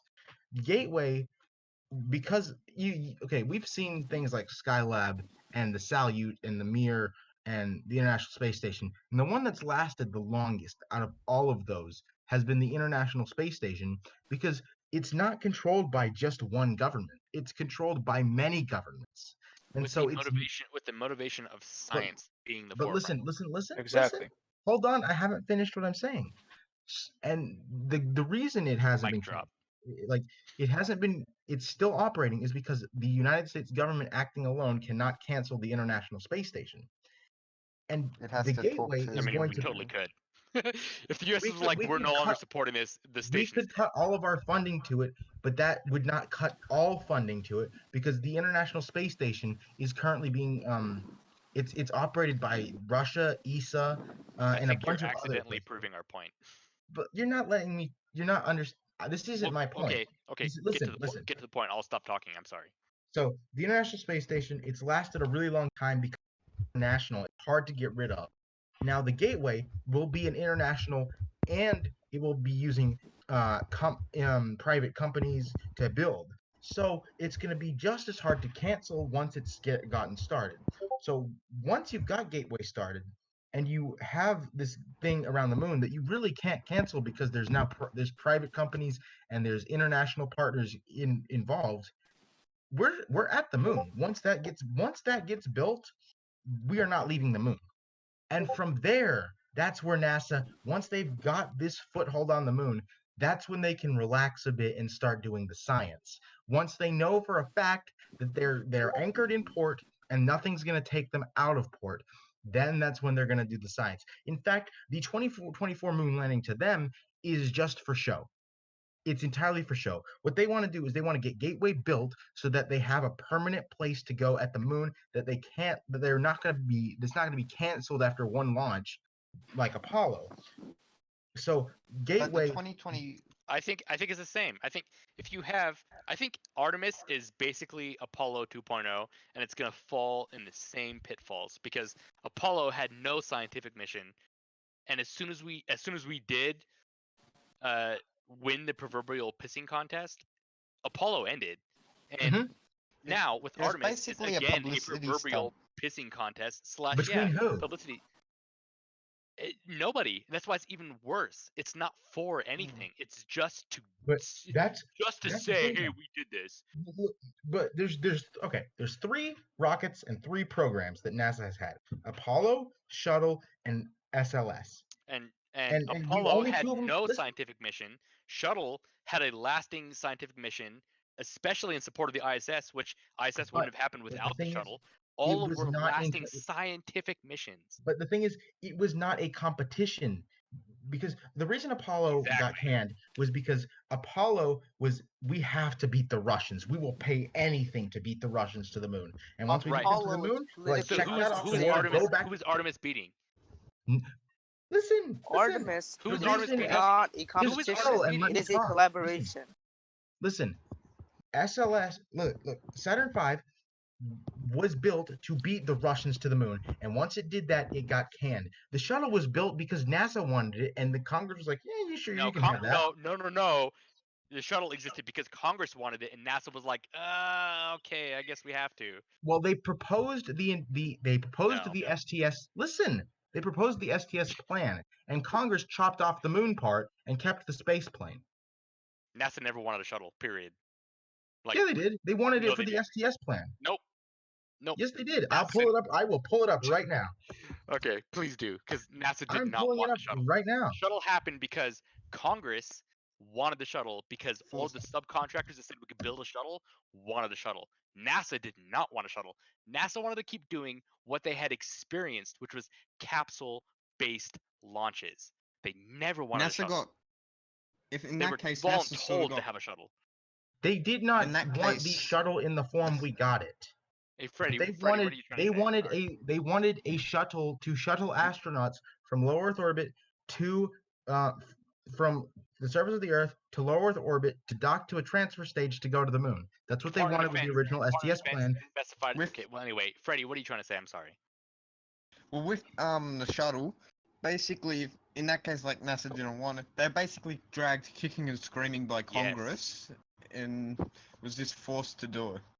And the Department of Defense Putting it specified that the way. requirements of the payload capacity of the shuttle, which again, NASA didn't want. They didn't want the shuttle. Well- They didn't want that payload capacity, but Congress told them, and the Department of Defense told them, you have to fit this specific payload in a shuttle. So Okay, yes, but you're right. you're Drag going off on a kicking and tangent screaming. right now. Not- That's not not what really, my it's kind point of- is. It's not not what my really. point is. My point is that the Saturn V and Apollo only got support because it was to beat the Russians. The space shuttle got support because Congress wanted it. Yes, not NASA, like you said before. The SLS is not trying to beat anyone to the moon. No, Exactly. it's not trying to beat a single Exactly. person. to the moon. And You're Congress, right. You're listen, right. don't interrupt me. Just gonna mute my mic. Listen, Okay. the SLS is being funded by Congress, and it's not trying to beat anyone. It's Congress wants to fund this, just like they wanted to fund the space shuttle, and the space shuttle had 135 missions. They want to fund SLS. They want to go to the moon, and there's no incentive for Congress to go to the moon. Give me the incentive to go to the moon. What is it? Exactly. Exactly. I will rest my case.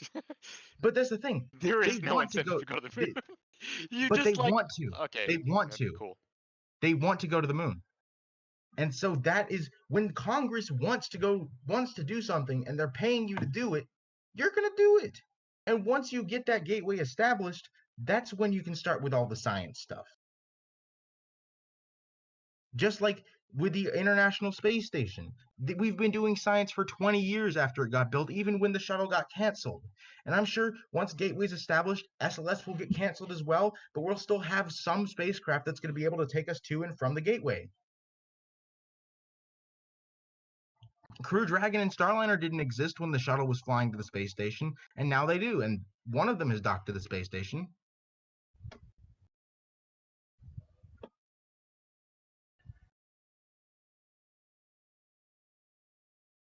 Okay, I guess we better get on to the next section of the Yes, please. podcast before things get heated again. Rovers. If anyone who knows stuff on that. Okay, so I don't know anything about rovers, but they are like my first obsession was NASA rovers on Mars. I think I was in elementary, maybe elementary when Sojourner landed on Mars, and ever since then, I've been very plugged into every single Mars lander because they're the absolute shit. Like having a remote control car is cool. Having a remote control car that's on another planet is absolutely amazing, and that always fascinated me. So yes, I will always thumbs up any kind of rover mission on Mars or any planet or body for that matter. Yeah, Thanks, Woog. That's a little bit late, but thank you for that. Yeah, I'm definitely excited for Mars 2020 and what science it will. Let me say. I think I'm a little bit late. Actually, Yeah, not to harken definitely back to the excited. point, but Dinosaur was way before the shuttle. Anyway, then just point that out. Yeah. Sorry, I just had the thought and I had to say it. Is it Mars Sorry. 2020 with the sample return? I have no, very low I hopes don't for think. sample I return. don't think those two are connected. They should be. No, but I don't think they are. it is connected because it does have Mars 2020 will have test tubes that it's going to put stuff into and put them on the surface for later.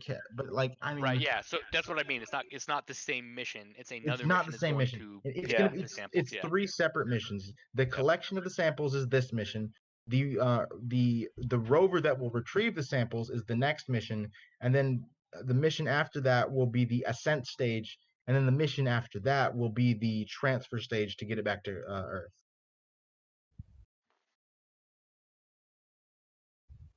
Yeah, I think it's really cool. And what's interesting, people don't realize. People, I mean, everyone who's listening to this obviously knows, but like the average person that you interact with doesn't realize how big rovers have become. Like, so I was talking about Sojourner. That thing was like what 1 foot length, and it It's was like like a a shoebox. yeah, it the thing was was tiny. It was like a shoebox, and it was that's literally like an RC car. yeah, and that's what most people even today still think of a Mars rover. That's what they envision, and they're not realizing that no, this thing's like the size of a Civic. Like these things are huge. They're giant, and And they're Wait, only going to get bigger. exactly. Curiosity Yeah, rover launched to Titan on SLS. That'd be pretty epic, right? yeah, I agree. Okay, here's a good image of how big these rovers are. Oh, it's small. I need to, why is the quality so small? Okay, here, let me post the picture and you can put it up there. It's monster Yeah, rovers. they're huge. Yeah, Like exactly. they're It's okay, the size. Sojourner's like I mean, that's I'm correcting honestly, myself. Sojourner's like 2 shoeboxes. yeah. I guess when it was folded up, it was probably about the size of a shoebox.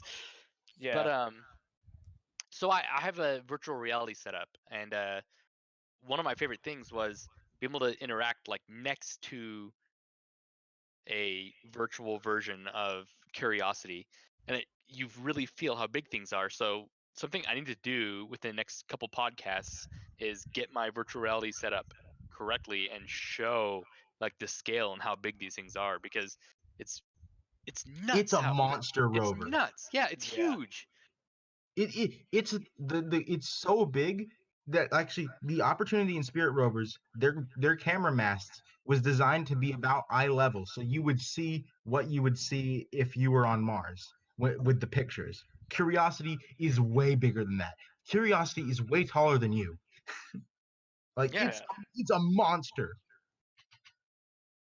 Like, and the biggest rover we got on the moon was literally like a metal sheet with wheels. Yeah, I mean, honestly, Curiosity is probably larger than the buggy that we sent up. Oh, it's with way the larger Apollo than the rover. buggy. I mean, the But buggy it might doesn't look seem that way. Yeah. well. That's because there were humans riding on it, and the humans Yeah. big bulky suits with this big old oxygen pack on their backs. Hmm. But Curiosity is way bigger and weighs. I think it weighs a ton, right? Yeah, I think it's about a ton. Yeah, and there's no way you're putting a 1-ton rover module. You would run out of fuel before you even land.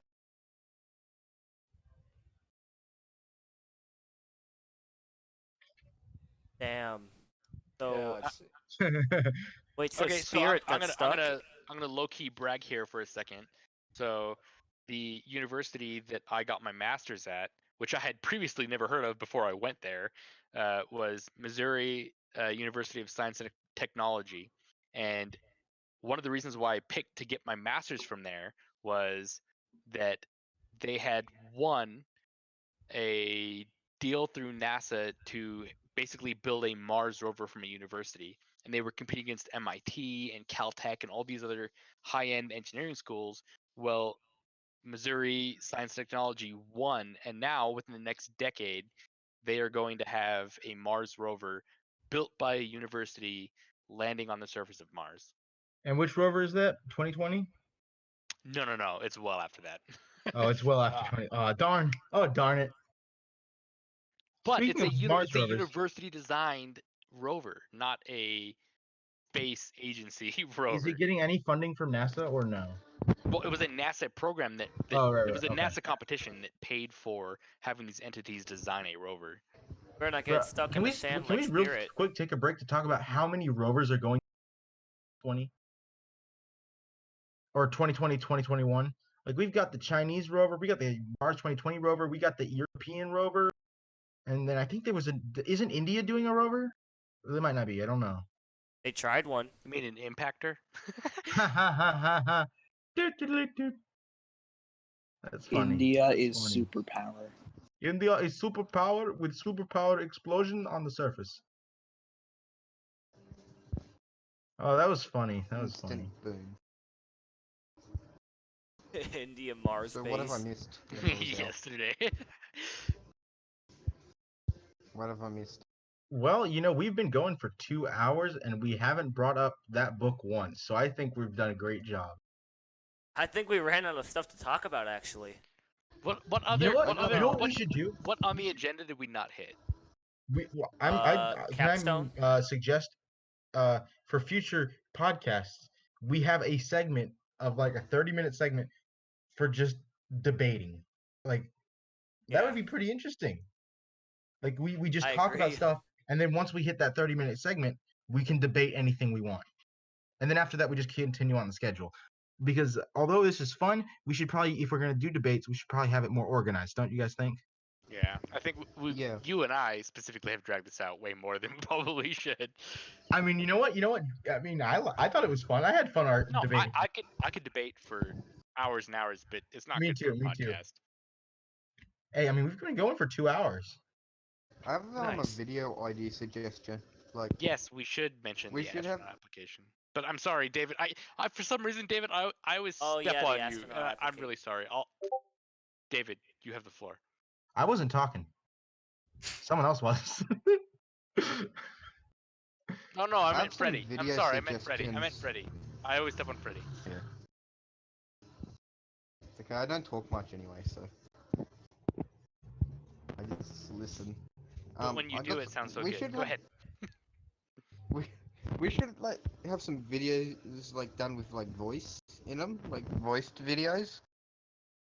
Like apart from the podcast. You mean like commentary over like regular like? Yeah, I like that idea. Yeah, Cool. commentary videos. I've suggested it to Woog a few times, but Woog has a hard time listening to our suggestions sometimes. Yeah. I mean, I could try it on my Whoa. channel. Whoa, Like throwing people under a bus on a I mean, podcast. I'm just saying. I've been That's like- saying we should like do something about Mando for a couple months, and then when he does something about Mando, he completely bans him instead of having a trial. Like I said, we should. Mando's back anyway. Like, Mando. I like Mando's enthusiasm. Welcome, Mando. And though Oh, and he by the way, annoyed- Mando, just so you know, when Woog banned you, I advocated he put you back in so you could have a proper trial, and he didn't. so did So- I. We still need that trial. We gotta have that trial. You know, Anyway, this that's can very be a off topic. trial, right? This can So be a anything else trial we gonna because it talk was never- about? Yeah, Maybe astronaut applications. We gotta go Let's go over back. Yeah, that. astronaut I really want to talk about Okay, this. Just so can I get like one word in about this real quick? It's just real quick. one word. It's not happening. No, None of you us are did it. gonna You did it. be That's wrong. You had one You word. You already exceeded your limit. That was 3 words. And that was 3 words. That was 4 words. It's not happening. Okay. That was, that was 2 words? 2 words? I want to hear David's uninterrupted opinion of astronaut applications. I will not say anything for the next 30 seconds. Okay, why did they advertise it on Twitter? Nobody on Twitter is going to be an astronaut. Okay, I'm done. That's true. Okay, I'm going to violate the 30-second thing. The only people on Twitter are people who complain about, like, people who are complaining. That's the only people on Twitter. Like, I just want to know why they advertised this on Twitter. Let me Nobody on Twitter is going to become an astronaut. Let me play devil's advocate and Okay, say I'll let you play the advocate of the devil. that Oh, wait, there that's are. probably not the best thing to say. Yeah. Well, anyway, there are a lot of very brilliant people spread around all avenues of where civilization exists, or even what we wouldn't constitute as civilization. And have I you- think have you- Twitter. I don't think that everyone who applies on Twitter is valid. I'm not saying that everyone who applies on Twitter is valid, but what I'm saying is that you're actually opening a very wide aperture of people that can apply to be astronauts. And then from that, you select and go to the next venue. Are most people applying on Twitter actually viable candidates? Of course not. Of course not. But But- you may as well get the word out But there. for the first time, you were having a wide reach of people that can apply, and maybe, just maybe, one of those people has access to Twitter, where you only have to tweet some short ass comment somewhere and be moved to the next level. So I just Yeah. don't see it happening, man. Like, have you been on Twitter? Then It was again, a- you may right, may that's as what well. I'm saying though. Yeah, you may as Twitter well. is a. Let's see what's trending on Twitter right now. I think you're missing Uh, the point, man. It's a bunch of sports stuff. It's not that everyone Oh, applying on Twitter. also yesterday. Wait, is it the 15th for anyone still? Yeah. Yeah. I'm listening to a Well, con- if it's I'm the watching a 15th for concert. you, it's Happy Annoy Squidward Day. Just pointing that out. I'm watching a concert currently. Nothing related to any of the conversation. So how long should this podcast continue? We're probably done if I'm honest. Let's set a limit to podcasts. To like Well, up I to will just 3 say hours. that I'm like, applying for this one because I think it's important. Wait, who's applying? Wait, Oh, who should apply for like Also, becoming an astronaut? I'm possibly applying for Artemis too. Nice. possibly up in Imagine time in you- the like, future, there's a Wait, then we possibility. actually have an astronaut in the server. Yeah. Okay, so Do you know also some something? sort of maybe-ish news. It's like a maybe news. So possibility, I could be going through the NASA social to see Orion because if you didn't know on Twitter, right? I'm kind of followed by Orion, so I'm just hoping maybe there's a little bit the little doodads go around in there, and I'll be able to go see Orion on the 11th, and I'll get some good video if I do. So, just You saying. know, a couple of years ago, like when I was in primary school, like my dad tried to set up something so he could talk to astronauts on the ISS. Oh, The school really? went straight up no to it. What? What? They went straight up no. Why? F. Why would they say no to that? Do they hate like fun? Do they hate joy? Do they hate cookies? What do they hate? What? They didn't get the idea of like young kids talking to astronauts. They thought it would take up their time. It would take a But they what do it time? every- The kids are gonna be picking their noses and like reading books about Thomas the No, Tank Engine. there's- Would you there rather are them talk to Yeah. astronauts or pick their nose? There are a lot of resources that have to be aligned to make things happen, and that's why people Yeah. deny that stuff because they look at it from like a cost reward standpoint, and like the reward to And it was them like- is not great. Reward to society is fantastic, but reward to whatever entity is actually paying for aligning, basically having a dedicated secretary to align that stuff and technologically making sure you can communicate, that's really difficult and it's really annoying and it's a pain in the ass. And if you don't think of the reward aspect, which most companies don't look at, then it's not going to happen. Yeah, not to mention setting aside all the things that like making time to Yeah, do that exactly. stream, Yeah, pushing even aside lining- pushing Exactly. aside experiments and relocating things. It's very like the logistics are a pain in the ass. They Yeah. are stupid, and you shouldn't negate knowledge and like learning things and spreading information for that. But you honestly, at the end of the day, you're going to, because logistics are a pain in the ass. They just yeah. are, Mm. and it's not because But we people are should- dicks or they don't understand. It's because like really like lining this stuff up is really not fun. Yeah. No, Thinking you see, about it, yeah, you the guys are all logistics thinking are a about the big wrong problem. way. You just gotta get like one of them good hackers in there. Just shut off Houston's comms and then replace it with yours, and then boom, off you go. Talking to the astronauts, and they have no idea what's going on. All to yourself. The astronauts are all to yourself. The astronauts themselves, not most, a lot of what they do is public outreach, and they don't want to do it. But they still do it because they understand, like, hey, this is what we're up here for, and we can inspire some children. But you know what? They, I've been up for 19 hours, and I'm supposed to talk to some school kids. Fuck no, I don't want to do that. Sorry, are we supposed to? I thought you were about to say I've been up to the space station. I'm like, hold up there, buddy. But no, like for the outreach stuff, they don't get to do that on their work time. They have to do that on their off time. So And they don't have much off time anyway. they have. I mean, They like have it's- almost no let me tell you downtime. what, It's Yeah. it's only a slight improvement over what they got on like Skylab. Like when they did that What? mutiny. Remember they did a mutiny because NASA wouldn't let them have any off time? Oh yeah, like- no, it's way better now than it was then. Yeah. But like They but were like literally when it like, comes to a work week, it's not like the average work week you get like it's 9 to 5 or 5 to 9, whichever one it is, and then you have like the weekend off. Typical work week. On the ISS, you're working from when you wake up until you go to sleep, and I think you only have Saturday or Sunday off. You don't have both of them Well- off. You have one of them off. Did I have one really good question for an astronaut?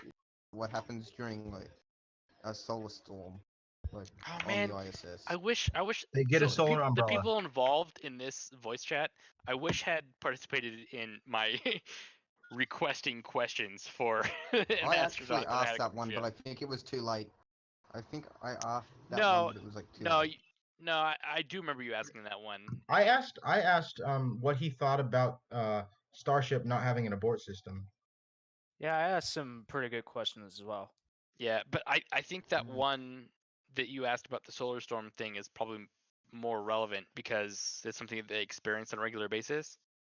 And Well, you know, on Didn't you Orion, they figure out actually the have a protocol solar because- storm shelter on Orion. yeah, no, yeah, you were talking about they have like the solar bunker or whatever that they could like crawl into this, like It's pretty. Below It's the crawl pretty into a large. hole and just hope not to Yeah. die from Well, radiation no, it sickness is in the coming lined out with like days. special material that will reflect radiation. It's not like a little box. I mean, No, it is. no, I know. It's a little box, but it's not like a little box. If you know Still what I mean. shitty. I mean, like Yeah, you're not you're gonna die. you're about to get That's hit all by that some matters. solar storm, crawl into this little box with three With the plus four other other- people. Hey, you're not gonna die, and that's all that matters. Well, no, not you're not gonna die. Like you may not die. Better than dying. That's true. But then again, you really don't want to have that risk. Yeah. I mean, hey, it's less risk than not putting an abort system on your rocket.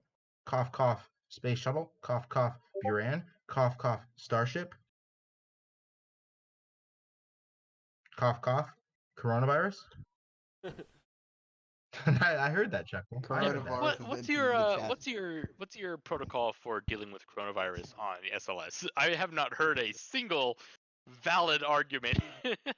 Well, It's like, well, we'll coronavirus just is like abort. a widespread virus. Just abort. Well, you haven't explained your abort profile. What's your Your crew member has a. what's your crew mem- coronavirus abort profile? Well, we open the hatch and toss them out. No, you're in space. Coronavirus has been discovered. Just open the hatch and just. Yeah, just don't come back to Earth once you have that, okay? No, or do an EVA and puncture a hole, like, make sure, like, and just hope to God that it incinerates the virus and not to you. I doubt that would happen though. Just incinerate everything. Can we talk about the fact that I think Orion Mando asked a good is? question, honestly. Oh, Mando has a question. What's the question, Sol? What's the question, soldier? What if an astronaut is exposed to Martian soil or Martian air? Like,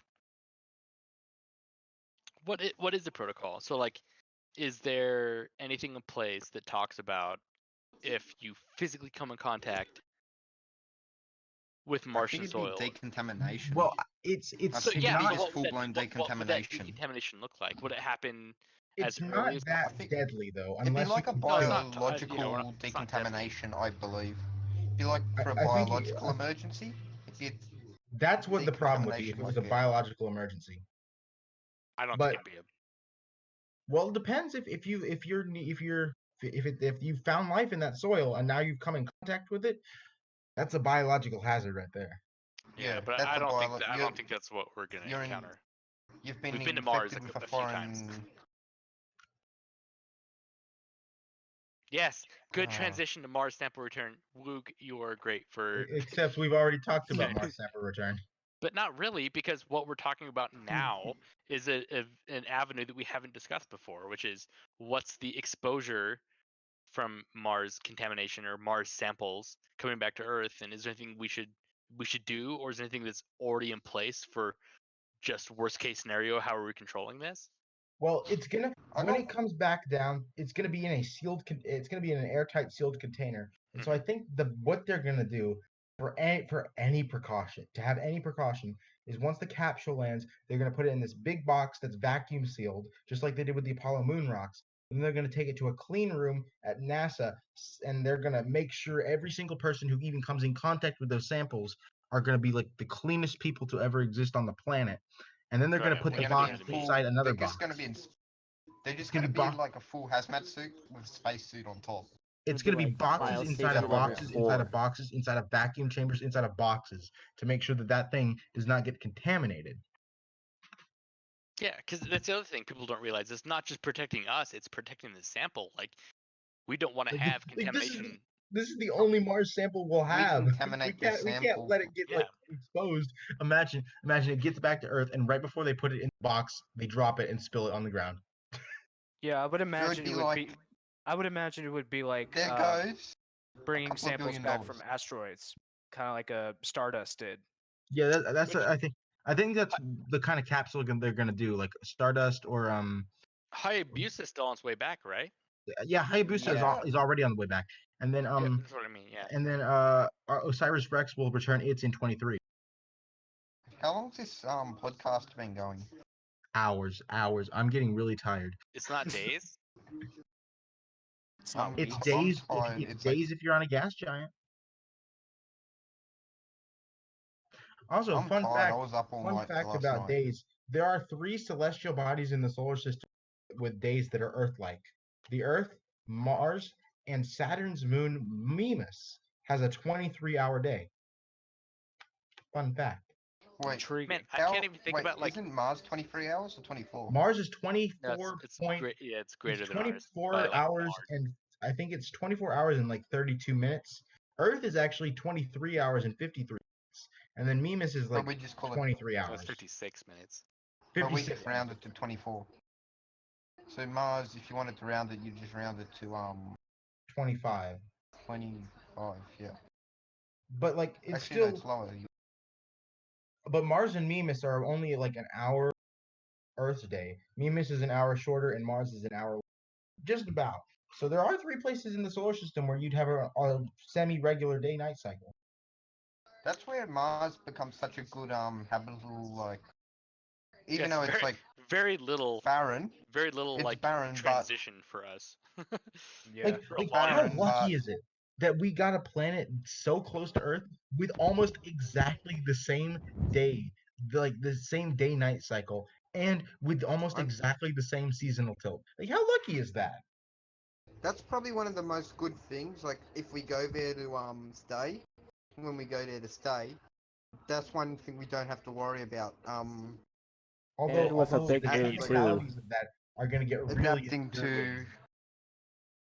because like you're going to have some extreme daylight savings. I'll tell you what. What? Why? It's like barely different. We have to do daylight savings all the time.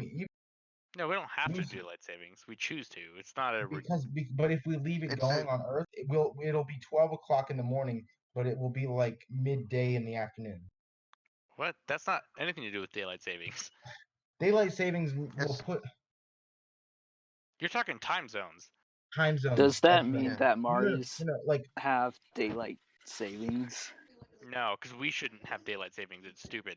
the way the Earth rotates, because it's not exactly 24 hours, but we run it's 23 hours and 56 minutes, but we run on a 24-hour clock. So you're gonna slip a little bit, and if you slip for 365 days, you'll keep slipping. And back in like historical times, they actually started having their harvests when it was supposed to when they were supposed to have their harvest on the calendar. It was snowing. Yeah, like Ethereum had said, it's not about. It's about leap years. It's not about leap years or the leap thing days. on It's not about Mars daylight is that- savings. Is that it's not I'm using daylight savings as an example for the time slippage. On Mars, the time slippage is going to be a lot, so that when it's daytime on Earth, you're going to be asleep on Mars, but the controllers are going to be active on Earth. And so when they're asleep, you're going to be awake. So it's like it's going to eventually mismatch itself. And the solution that this actually was come up with, NASA runs their Mars rovers and the people that that control them on something called Mars time, and that's where they have a special like watch where each second is I think 2.5 seconds longer than an Earth second, and that will make a Mars that will make 24 hours on Earth extend so that it would be a Mars day. And that's what they run on. They run on NASA Sol. Mission Control. What? They run on souls. Well, they also There's there's like Soul Day. there's a It's a soul. timer that they That's can what also run run. on. Yeah, it's called a soul. Well, a soul is That's what one they run on. Martian day, Yeah, but when they're that's what they doing run on. but I when learned they're about doing souls from the activity, Martian they movie. can use the 2.5-second thing. Which is a Right? soul. Yeah. I learned what a soul is from like the Martian movie. Really? Alright. See, that's why Yeah. that's important. That like, so the Martian is touted as being very scientifically or like accurate, and the fact that you learned about a soul from that means that it's at least partially true. Yeah. Yeah, it's like there's some you can learn from it, like. Martian is And a that's really always good good in movie. something. I love it. Yeah, it's always good if you can learn from a movie or like learn from something. That's always good. Anything, Even that, if it might not be anything much. that introduces a new scientific understanding that you had never Like heard of. Wikipedia. And It's I also think kind of that's what the Martian did so well, is that it taught people things about Mars that they didn't know before. yeah. It And it's taught- also kind of and that it- way with it's also kind of that way with movies like Interstellar too, because it's teaching them about wormholes and That's- black holes, even though most Interstellar of was those such concepts- a I great also learned movie a for that fair bit about exact like how reason. Interstellar. It I was love holes, Interstellar. wormholes. Like nobody, if you watched Interstellar, you couldn't hear half of what they were saying, and then you couldn't hear the other half, like because of the music. But people still went and watched it, even though they couldn't understand what they're saying half the time. But Subtitles. subtitles don't help. Like, okay, so I make this joke often. If you went to see Interstellar, half the time you couldn't understand what they were saying, and the other half you couldn't hear what they were saying. Because like one half they're That's talking about just like science crap, your like opinion, man. okay, You need haha. scientific But knowledge to watch but a like movie. I mean, let's be real. That the theme was overpoweringly loud, and you could not hear what they were saying because of it. Sometimes, let's be real. Like it was a loud music theme. Well, I'm gonna be real too and say that Interstellar was way overplayed as like a scientific marvel, which it really wasn't. But even then, it got people to go, and it got people to like. I'm not gonna say understand. Definitely didn't get them to understand, but they went and saw the concepts of general relativity. But yeah, And but also these are a people that would have never misunderstanding cared of. about general relativity in the normal sense. I think we're gonna start wrapping up. Yeah. You We're at about guys 2.5 hate fun. hours now. Well, we can keep. I will stay in the voice chat, and I will talk about anything after we end the podcast. I just think that it's not. Yeah, we should have ended the podcast. I think once the ages ago. podcast's over, we can talk about more stuff like. Like I can freely. call you names, and you can call me names, and we'll like. and then Crispy Bacon can reference his book.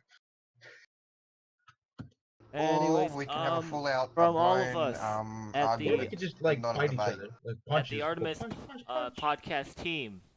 We will see you 2 weeks from now, hopefully, with the next Wait, installation. I have a question. Since we skipped last week, do we want to do it a week from now so we get back on schedule? Yeah. Let's do it weekly, actually. The podcast. I think if we do it weekly, we'll do fewer like tangents because we'll have a Fewer to specific say. weekly payload of things to talk about. Yeah. We can bring down the like limit of the. We can bring down the time of the podcast if we do it weekly. Well, let's not Hey, count our chickens before let's they hatch. formally end the podcast and we'll Wait, talk about if you guys one- want to stick one more around thing. right after. Because But aren't they is it supposed to podcast announce worthy? who Is gets it, the contract for the lander this week or the next week or soon? They said February, right? And they were going to announce the contractor for the lander.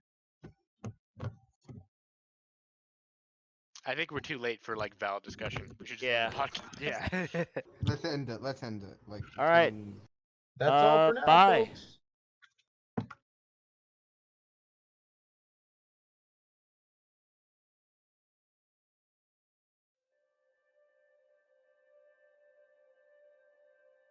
And as we leave the moon, we leave as we came, and God willing, as we shall return.